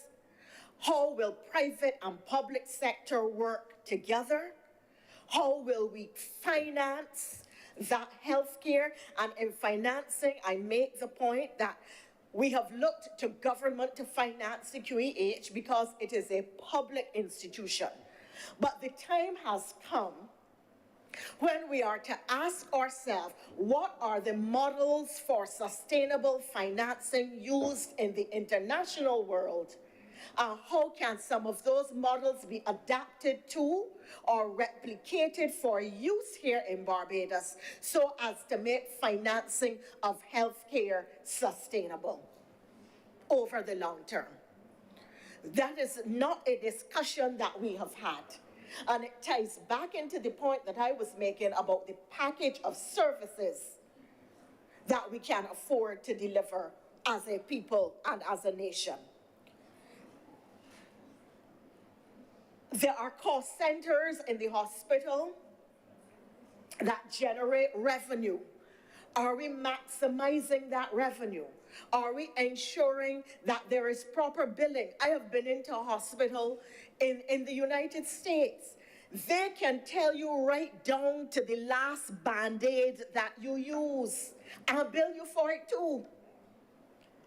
A 2-day, I think it was 2.5-day hospital stay in the United States cost me $26,500 US.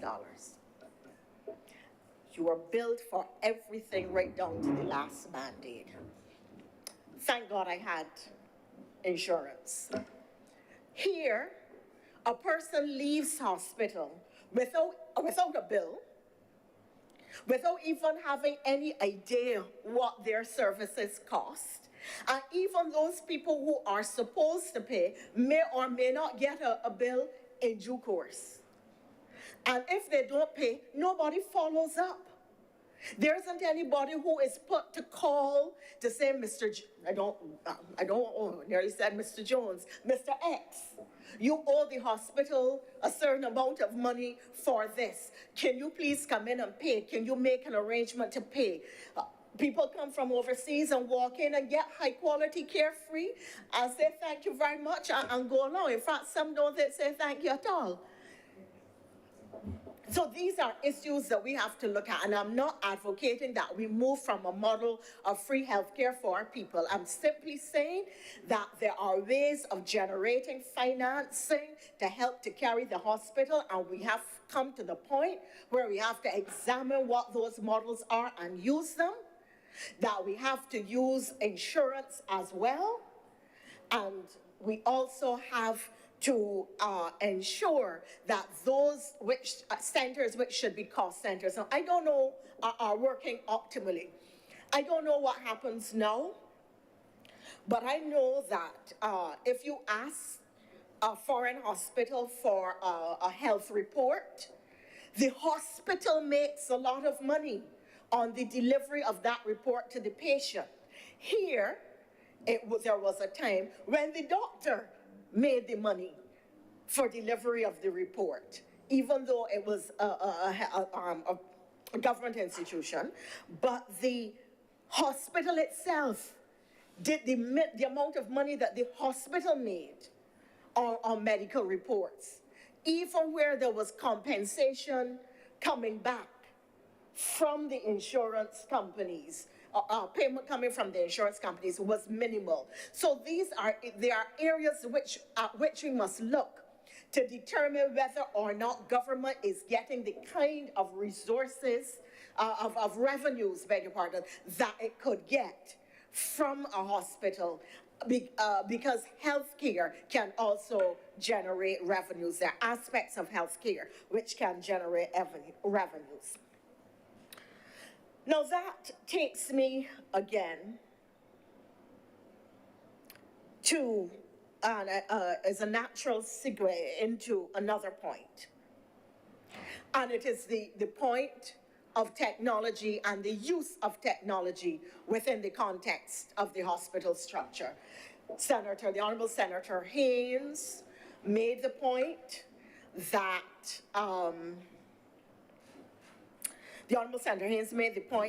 there is to be funding for a new technology system, and I'm very glad to hear this, that we can get data mining from it, that you can get critical information. You cannot plan effectively or well unless you have access to basic data. How many people use the hospital? What do they use it for? Where are your wait times, and why do they exist? What is the average age of your patient? What are they suffering with? All kinds of information needs to be generated for the purposes of planning care delivery and planning hospital management, the management of your beds, the management of your supplies. And that is part of what the technology has to be used for. Often one hears, the beware ain't got no this, but there is an excess of that supply, whatever it is, in the C wards. But if you had proper management systems, proper technologies, with the touch of a finger, you would be able to tell what your quotas are, what the level of your stock is, what your supplies are, and where they are located, so that you could rapidly move your supplies from point A, where there's an excess, to point B, where there is a deficiency or deficit. On the point of technology, and I'm winding up, sir, knowing that I have used about my 15 minutes. In relation to the technology, I spoke earlier about my experience at a foreign hospital. I went into the hospital, I gave my name, my address, my ID, and my health insurance number. At that point, I was embedded in their system, so that when I went to the ward, or when I went to the pharmacy, or when I went wherever I had to go, or when these services came to me, everybody had all my data. I got a medical opinion in New York, and decided I wanted to come home to see a Barbadian specialist when I was living in New York, that is, for a second opinion. And I had to go into QEH to be taken into surgery for, biopsies and so to be done, and analysis conducted. It was a process of hours and hours. I had to go to admissions and give my name and all of my information. I had to go to finance and give my name and all of my information. From there, I had to go to a ward, and on it went, walking about, and repeating the same thing for a whole day. Because the technology did not allow the hospital to say, there is now a patient called Henrietta Elizabeth Thompson. She is coming in on Tuesday morning at 7 o'clock for X procedure. She will need pharmaceuticals, access to this theater, her payment information, her bank number is so-and-so, etc., etc. In this day and age, we really should not be operating like that anymore. We really shouldn't. So we have to have and be able to spend money to have proper technology that allows us to deal with the range of things from equipment and supplies, maintenance of equipment and supplies. How old is a piece of equipment? How regularly has it been serviced? When does it need to be serviced? What replacement parts do we need to stock? To have JIT or just-in-time systems of management and so on. All of these things. The hospital needs strengthened management systems at every level. And that is not a criticism of anybody. It is a suggestion for how we need to operate going forward. I believe, sir, that I have used the half hour allocated to me. It is something I've spoken to an issue about which I feel strongly and passionately, and about which for which I have spent some of my professional time engaged at the level of a health minister. And as I've said, I've accessed services. I believe twice I had spent brief periods at the QEH. I started by making the point that the QEH must not just be an institution for the poor, it must be our tertiary institution in which all of us can feel a sense of pride. I would wish then to close by saying that the QEH must also be an institution of care. And in caring, it is the person for whom we are caring. And that means that we have to communicate with those persons. Very often, people waiting in A&E, people waiting with relatives, people on wards in fear, do not receive adequate communication, regular communication, in language that they can understand, that speaks to what is going to happen to them when they are at their most vulnerable. I want to close, therefore, Mr. President, sir, by thanking all of those who have worked to deliver quality health care to Barbados, who have kept this institution going over the years, who have earned its reputation to date, and it does have a strong reputation. But I want to urge all of those who are still working in healthcare, whether at the level of policy, at the macro policy level, at the policy level within the QEH, or at the operational level, from doctors to the people who work in all of the various departments. Our country is depending on you. Serve within this institution so that it can be one of excellence. Serve exceptionally in the way that all of our people deserve, because an institution of care requires your demonstration of caring for the individual who comes there. I'm much obliged to you, sir.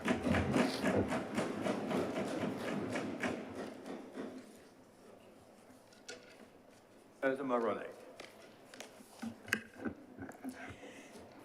Thank you, Mr. President. Mr. President, let me thank all of those who have contributed to date to the discussion. I want to note the contribution from Senator Haynes, Senator King, as well as the contribution from Senator Maynard. And, Mr. President, the very substantive contribution that we've had from the former Minister of Health with her vast experience that has brought to bear on the deliberations today. I also acknowledge the questions that have been posed by Senator Tate, Mr. President, and I will seek to respond to those questions. Mr. President, this government is building a national project. And in the context of building a national project, with the resounding mandate that we have been given, and I say the resounding mandate, not, Mr. President, to rub that in anyone's faces or show off, to just state a fact. This government has been given a resounding mandate twice. That resounding mandate was a repudiation of what was there before. It suggested through the mandate that the people of Barbados wanted a different approach. The people of Barbados, through its mandate, indicated to the government that it wanted a government that would deliver. In the context of this national project that this government is doing, we can choose to take an approach that says that we will continue to rely on the status quo and we will go slowly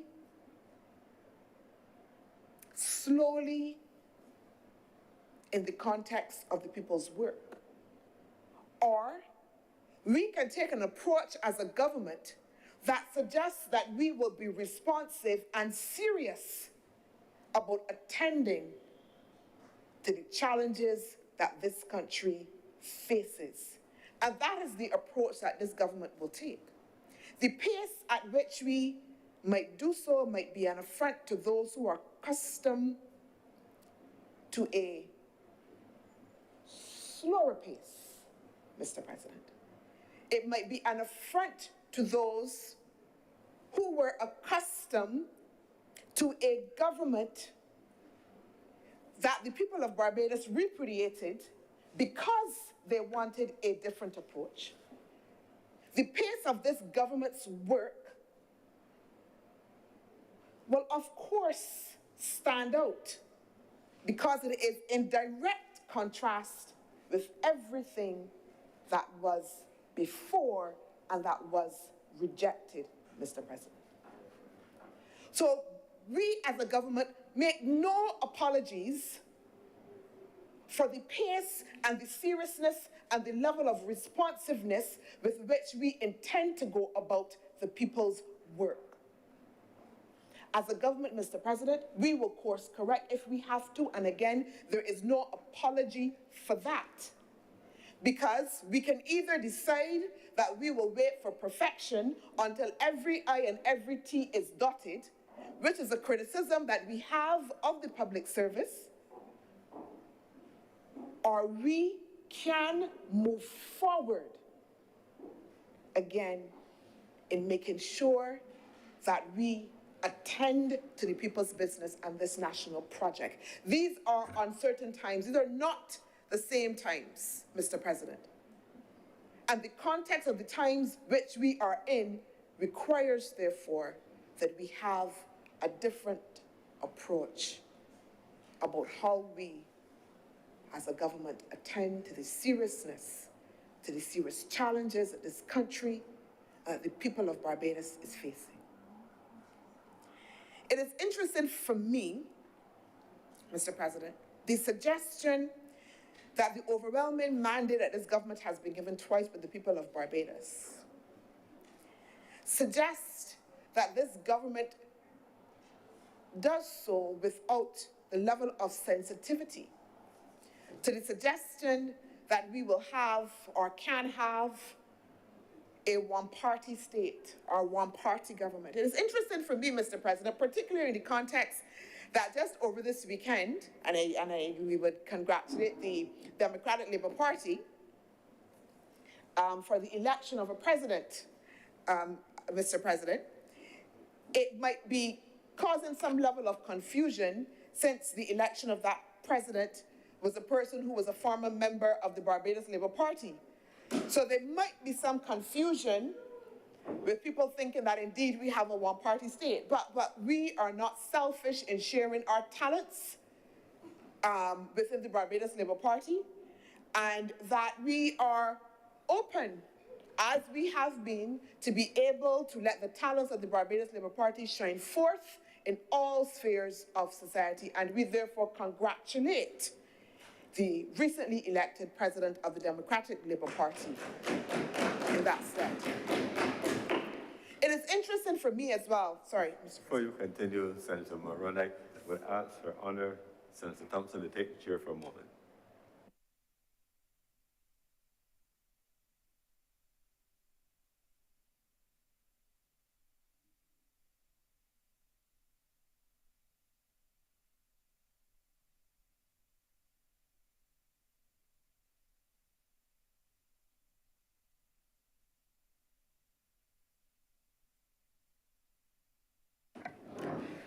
Please continue, Senator Monroe-Knight. Thank you, Madam President. Madam President, it's interesting for me that we could have a discussion which would suggest that this government has been anything less than sensitive in the way that it has chosen to govern. It is interesting for me, Madam President, that sentiment could even be cast abroad when this government, through its actions, has tended in every sphere to ensure that it talks and speaks to its citizens, perhaps more than any other government has done before. And again, in stark contradiction, that we have a prime minister in the context of a pandemic that made herself available at every single step of the way to speak to the citizens of Barbados. That this is the government who has an agenda for accountability and transparency, Madam President, who has an agenda for revolutionizing the way that we engage our citizens in social policy. That the suggestion that this government is somehow using its power in a way that will seek to trough the ability of Barbadians to fully participate, I think is unfortunate. And it's particularly unfortunate in the context of this particular amendment. Because, Madam President, it's ironic that this particular amendment has made the way for the membership of a trade union activist that has been one of the most vociferous in his opposition to the government. It's interesting that, again, that we are being accused as a government of using our power bluntly when in the action of the thing, we are seeking to open and broaden the process for representation of the widest possible. This amendment, Madam President, moves the membership of the Queen Elizabeth Hospital Board from 13 to 15 in order to bring greater skills on. And Madam President, I want to very frankly address the suggestion that industrial relations specialist is the same thing as a trade unionist. Madam President, I have spent quite some time of my formative years as a trade policy specialist. I've worked quite closely with the National Union of Public Workers, with the Barbados Workers Union, doing training and working with trade unionists. And I'm sure that they are perhaps in much angst by the suggestion that an industrial relations specialist is the same thing or equivalent to having a trade union voice and institution on the board. In fact, Madam President, it was the president of CITUSA publicly, who indicated that the QEH board needed to have a trade union representative on in order to bring the sensitivities of workers to the fore. Madam President, I would want to suggest and put on the table that when we look at the practice of the industrial relations specialists, very often they stand in opposition to the trade union voice. Very often in a negotiation, they are on one side of the table, industrial relations specialists, and trade unions are on the other side of the table, Madam President. I also, as well, would like to inform this honorable chamber that, in fact, the representative previously who was on the QEH board, the lady who was on the QEH board, not the gentleman, Madam President, the lady who was on the QEH board, who was representing both human resources and industrial relations specialists, was not, Madam President, a trade unionist. Because that suggestion was brought that somehow the government was fooling the public because we already had a trade union representative on the board, and therefore we were somehow Madam President, attempting to bring something or bring someone through the back door or suggest that someone was not functioning. Madam President, this amendment is about buttressing. It is about building. Sorry, Madam President. Thank you very much, Senator. I'm going to ask you to pause at the back door. I think you are making a point about bringing somebody through the back door so that the President can return.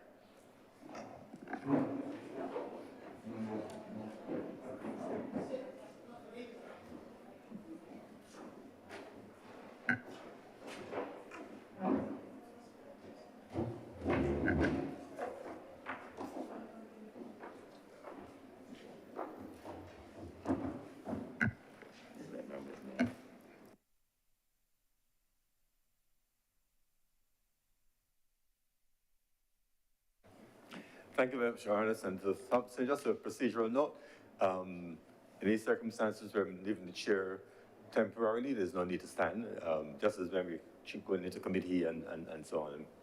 It's just another the presidency is continuing. Senator Mulroney, please continue. Thank you very much. Thank you, Mr. President. Mr. President, I also just want to also comment just in terms of the practical nature as well of the amendment. With reference again to the specific act, and as was indicated in the House, we had read out a list of disciplines, that the board needed to be able to ensure that it had to put together. And the suggestion is again that those specific list of disciplines also as well amounted specifically to the number of persons. And I want to suggest, Mr. President, that one of the skills or areas identified here is that of law. Mr. President, law is not one of the things that I'm going to put my hat on the table to say, you know, it's not one of the things that is a skill of mine. But I only want to comment that my knowledge would suggest there are different kinds of lawyers. Yeah, there are different kinds of lawyers. It says law, there are different kinds of lawyers. So you may have a corporate lawyer. The hospital may have need of someone that may have to attend to, I don't know if it's criminal matters, so that the indication of the discipline does not necessarily then have to also equate, Mr. President, to the exact number of persons that are there. If it is that in the context of looking at the specific challenge facing the board, that it may need to be able to have a number of skills on board. Mr. President, as I wrap up, I want to perhaps echo the sentiments of that was on the table in relation to us focusing on the achievements of the Queen Elizabeth Hospital. The fact, again, as I've indicated, Mr. President, that quite frankly, the government is not saying that all is well. The government is not coming to this honorable House to suggest that we have done 100% of the very best. The government is not coming to this House to say that there are not things that still need to be worked on, that there are not issues that are confronting our healthcare system that are affecting the quality of delivery to citizens. Mr. President, what it is that we are saying is that we are acknowledging those deficits. We are acknowledging those deficits and in the process of working to correct. And one of the fundamental pieces of that puzzle as we work to correct has to be dealing and addressing with the issue of leadership and management. Yeah? And this is fundamentally what this amendment is about. Ensuring that we will be able to have the requisite skills. Mr. President, at the end of the day, and I think it was said on this floor already, we can dot all of our I's and all of our T's, but at the end of the day, what is it that will get us to ensuring that Barbadians who need to have it, who need to be able to access it will have the best possible health care, Mr. President. That has to be at the forefront of our efforts and our discussions. That has to be at the forefront of how we build out for the future Queen Elizabeth Hospital. And so that as we reflect, Mr. President, on the state of the hospital, we reflect on the efforts of the government to change and to improve that are ongoing. Mr. President, I talked before about a marathon. It is a marathon. And as I close, Mr. President, I want to call on all Barbadians, to support the efforts of the Queen Elizabeth Hospital, its leadership, and its staff. I want to call on all Barbadians to recognize the fundamental contribution that this institution has made and continue to make, even in the midst of the challenges. I want to ask all Barbadians to let us put our hands to the plow as much as we can, to assist where we can, to offer recommendations, to be patient as well as we work through, as we strive to address these challenges, Mr. President. I thank you, Mr. President, for your attention. I beg to move, Mr. President, that this House now be dissolved into committee for further deliberations. Sorry? I now beg to move that this bill be read a second time. The question is that this bill be read a second time. Honourable senators in favour, please say aye. Aye. Those against, please say no. I think the ayes have it. Mr. President, I beg to move that this House be dissolved into committee for further deliberation. The question is that the Honourable Senate resolve itself into committee for further consideration of this bill. Honourable senators in favour, please say aye. Aye. Those against, please say no. I think the ayes have it.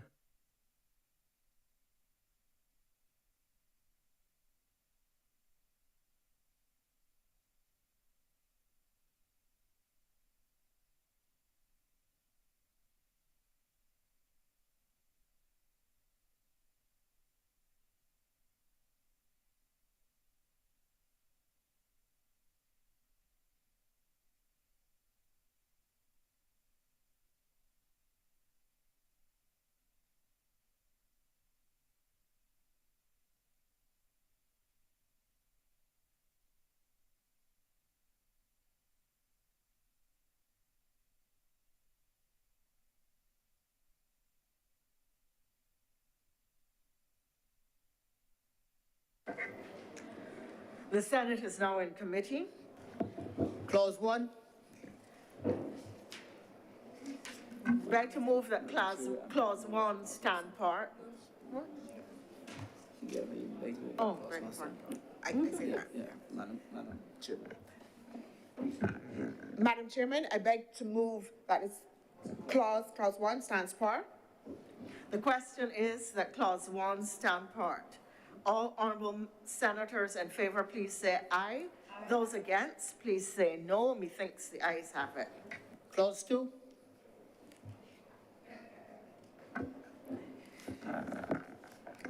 Madam Chair, I beg to move that clause 2 stand par. The question is that clause 2 now stand par. All honourable members in favour, please say aye, and those against, no. Methinks the ayes have it. Clause 3. Madam Chair, I beg to move that clause 3 stand par. The question is that clause 3 stand par. All honourable senators in favour, please say aye. Those against, please say no. Methinks the ayes have it. Report.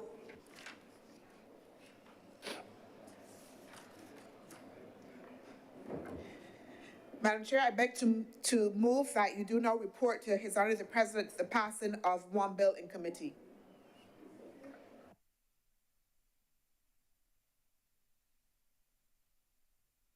The question is that I do now report to His Honor the President the passing of one bill in committee. All honourable members in favour, please say aye. Aye. Those against, say no. Oh, methinks the ayes have it.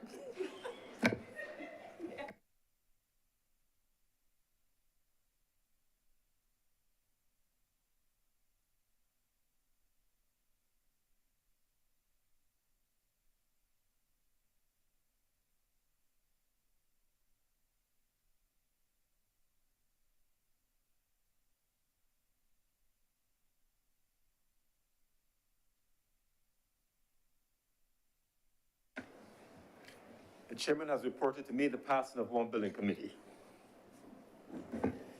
Mr. President, I beg to now move that this bill be read a third time. The question is that this bill be read a third time. Honourable senators in favour, please say aye. Aye. Those against, please say no. The things the ayes have it. Mr. President, I beg to move that this bill do now pass and be cited as the Queen Elizabeth Hospital Amendment Act 2022. The question is that this bill be now passed and so cited. Honourable senators in favour, please say aye. Aye. Those against, please say no. I think the ayes have it. This bill is now so passed and cited.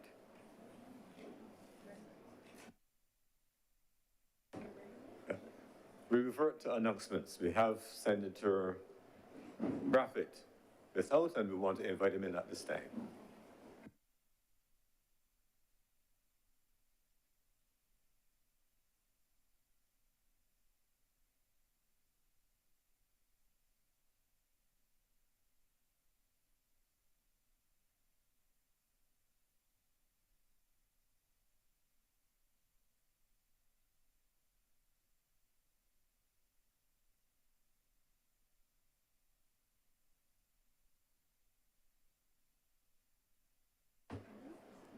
Welcome, Senator Dr. Braffett. Happy to have you. Senator Cummins.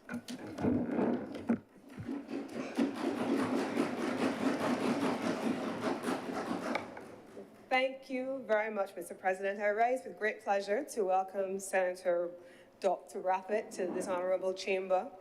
I remember meeting Dr. Braffett many, many moons ago when I was a young Foreign Service officer at the time in the Ministry of Foreign Affairs, and you were at the time beginning your candidature to ascend to the leadership of the ICA based in Costa Rica. And I have known of your illustrious contributions in the area of agriculture and agricultural development and in much wider spheres, even beyond agriculture, since that time. And I am pleased to have you join us as an independent senator in the Honorable Senate. And so I wish you welcome, I wish you well, and I'm looking forward to your very well-known contributions to this chamber. On behalf of the government of Barbados, I welcome you to the Senate. Thank you, Senator Cummins. Senator Dr. Rogers. Thank you very much, Mr. President. I rise to, on behalf of the independent senators, welcome Dr. Brathwaite to this honorable chamber. I had the opportunity to interact with him last year virtually when we were working on the Charter of Barbados, and he had great input into that, and we look forward to his contributions here, given the expertise that he brings to the chamber. So welcome, Dr. Brathwaite. I do want to add my words of welcome to you, Senator Dr. the Honorable Chelston Whitley da Costa Brathwaite. Your achievements and your contribution to Barbados are as long as your name. And we certainly, those of us who served in government previously have known of you before we even met you. We heard of you as a distinguished international public servant, and then we had the opportunity to support the candidature for the head of ICA, and subsequently you became our ambassador to China and many other areas of distinguished service. And we are happy to welcome you as a legislator and look forward to the same enthusiasm, expertise, and dedication that you have demonstrated in all of your many other areas of service to our country, to our region, and our hemisphere, that you will continue along that same vein in your contribution as a legislator through the Honorable the Senate.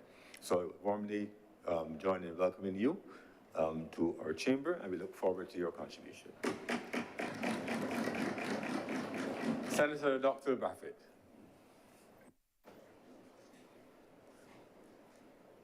Mr. President, fellow senators, ladies and gentlemen, I'm indeed honored and humbled to be invited to be part of this august body. When I was invited by the President of Barbados, the Most Honorable Dame Sandra Mason, to be a member of the Senate of Barbados, I saw it as a responsibility and an opportunity to give back to my country, because I have received so much over the years. The President, unfortunately, I did not receive notice of this meeting until about an hour ago via telephone call. Apparently, the email that was supposed to have been received by me did not arrive. And it reminded me so much of the fact that once in my youth, I was not enrolled in a particular school because my name was said to be too long, and I was not entered into the computer at that time. I hope, Mr. President, that the length of my name will not be a challenge for communication with the Senate. Mr. President, over the years, in receiving my education at St. Matthew's Boys' School, at the Morton High School, at the University of the West Indies, at Cornell University, at every stage in that process, I received the support of my country. The nomination to the Senate, therefore, is another defining moment in my life journey, a moment that I will treasure forever. And I hope to use this opportunity to help to make Barbados a country that is just, independent, fair, and prosperous.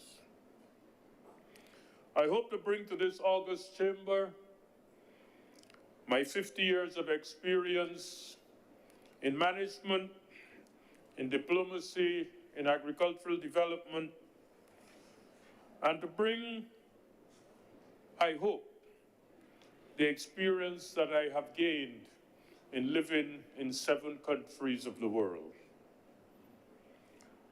I hope, Mr. President, that I bring to the debates of this chamber constructive analysis of issues based on that experience, to support proposals that support the advancement of Barbados and its people, to help to build a ship of state that is fit for purpose and that can confront the challenges which we face today, and to contribute to proposals aimed at making Barbados the best small island developing state in the world. Mr. President, as I look to the future, I'm reminded of the words of the great apostle of peace and brotherhood, Mahatma Gandhi, who led the successful campaign for India's independence from the British. And his writings on leadership, he noted that there's 7 key things to success and progress, and indicated that if we're not careful, these 7 things could destroy us.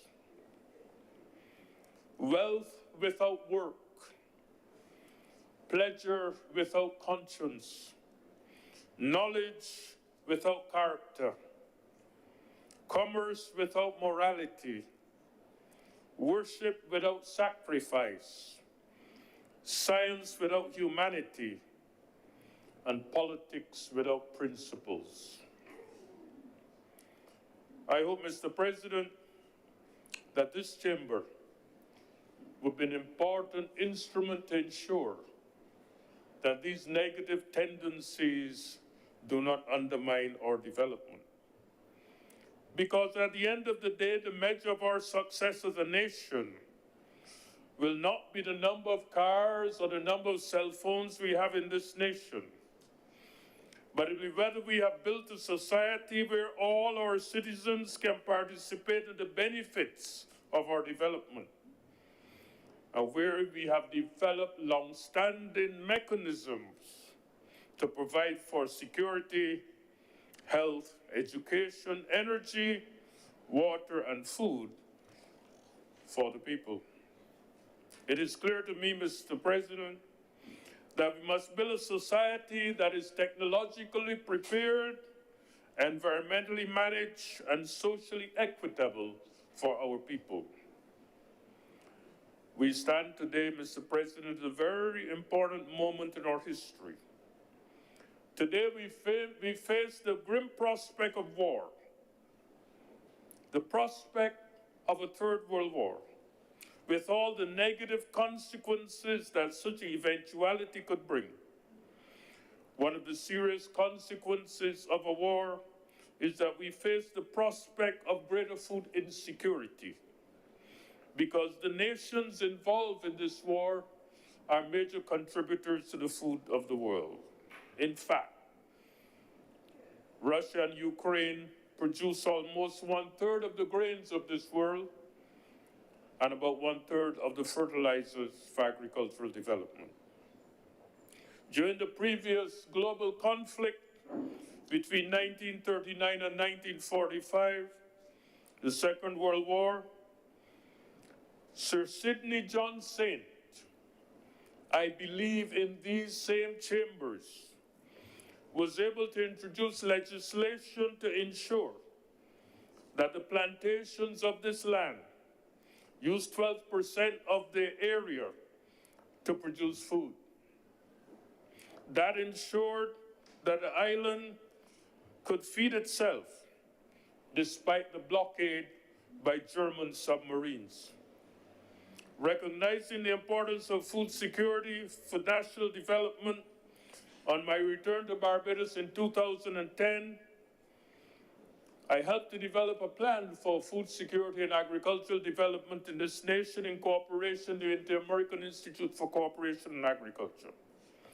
We prepared a new vision for agriculture in Barbados based on refocusing the agricultural sector from one based solely or primarily on sugarcane to an agricultural sector based on food. Unfortunately, Mr. President, those proposals were not implemented by the then administration.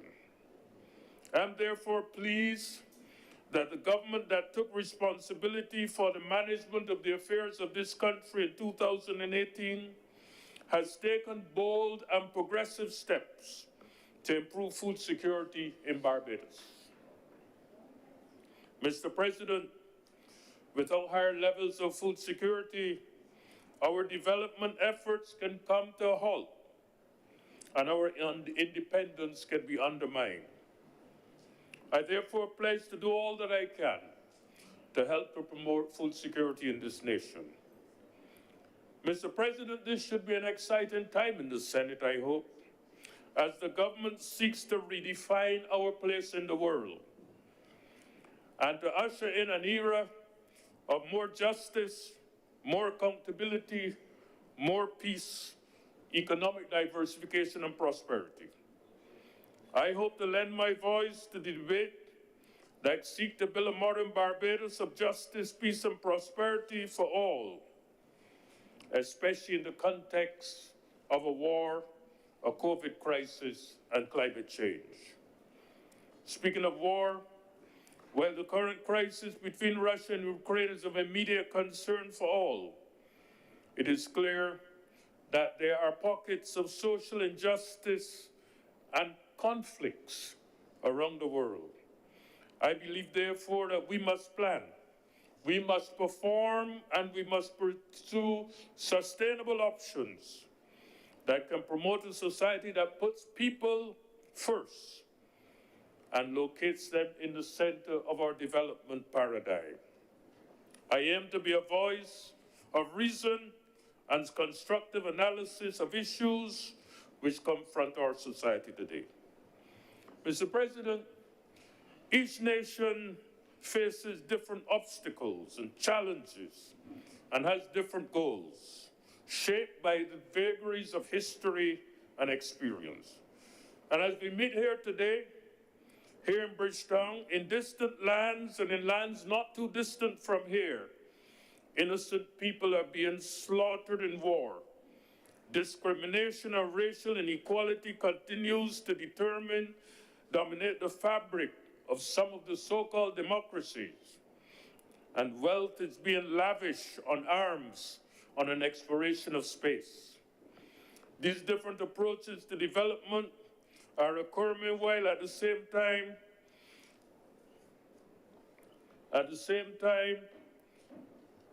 we face the reality that reflect the imperfections of human justice and the inadequacy of human compassion. Mr. President, the recent published Charter of Barbados, which sets out the vision for the future to be a truly independent, fair, and just society, is a call which we all should share. I aim to be a voice for those who are less endowed. I aim to be a voice for the farmers of our country who work tirelessly to feed this nation in the face of national and international forces.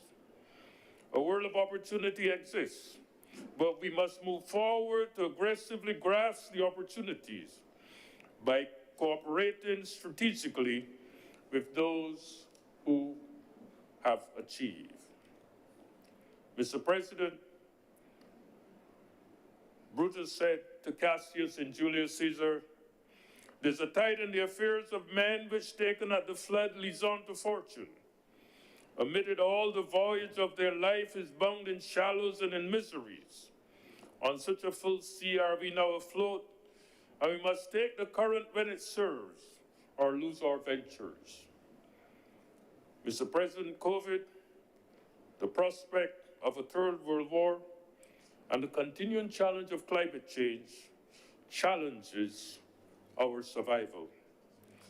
We must therefore take appropriate steps to consolidate our democracy and to ensure that our country continues to create an atmosphere of resilience and capacity to face the tremendous challenges which we face.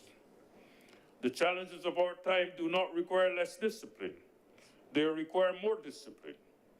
The challenges of our time do not require less hard work. It requires more hard work. The challenges of our time require more of all the things that have made us proud. We must rekindle, therefore, this flame of hard work and strive for excellence, that although small, we can stand tall among the nations of the world. We must rise to the challenges of our time and work harder for a better tomorrow. As we have overcome the difficulties of the past, so I think we can conquer the challenges of the present. Mr. President, I believe that we must work together to open windows of opportunity and provide rays of hope for the people of this country, so that they too can look to horizons beyond those to which they were born and can strive for greatness. I hope that I can contribute in assisting in producing the men and women of the 21st century who will be responsible for the continued progress of this nation. We must also ensure that Barbados becomes one of the most successful countries among the small island developing states. Mr. President, with God's help, let us continue to work together to make Barbados the greatest small island society in the world. I thank you.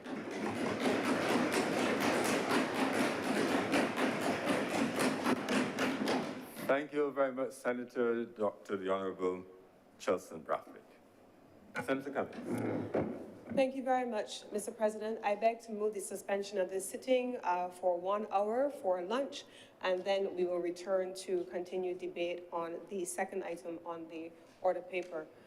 Can I ask as well, Mr. President and colleagues, that before members of the Senate leave the Honorable Chamber, that you confer with the Clerk of Parliament to ensure that your email addresses are correctly entered in the Parliament's database, and that you do not have messages from Parliament in your junk mail, perhaps, because I believe all of the emails, I am told, have been sent to everyone. So let's just make sure that all of our email addresses are correct and that we don't have junk mail. Thank you. We will reconvene at 20 minutes after 3 p.m. Mr. President, is your proposal? The question is that this sitting be suspended until 3:20 p.m. today. Honorable senators in favor, please say aye. Those against, please say no. Methinks the ayes have it. The sitting is therefore suspended.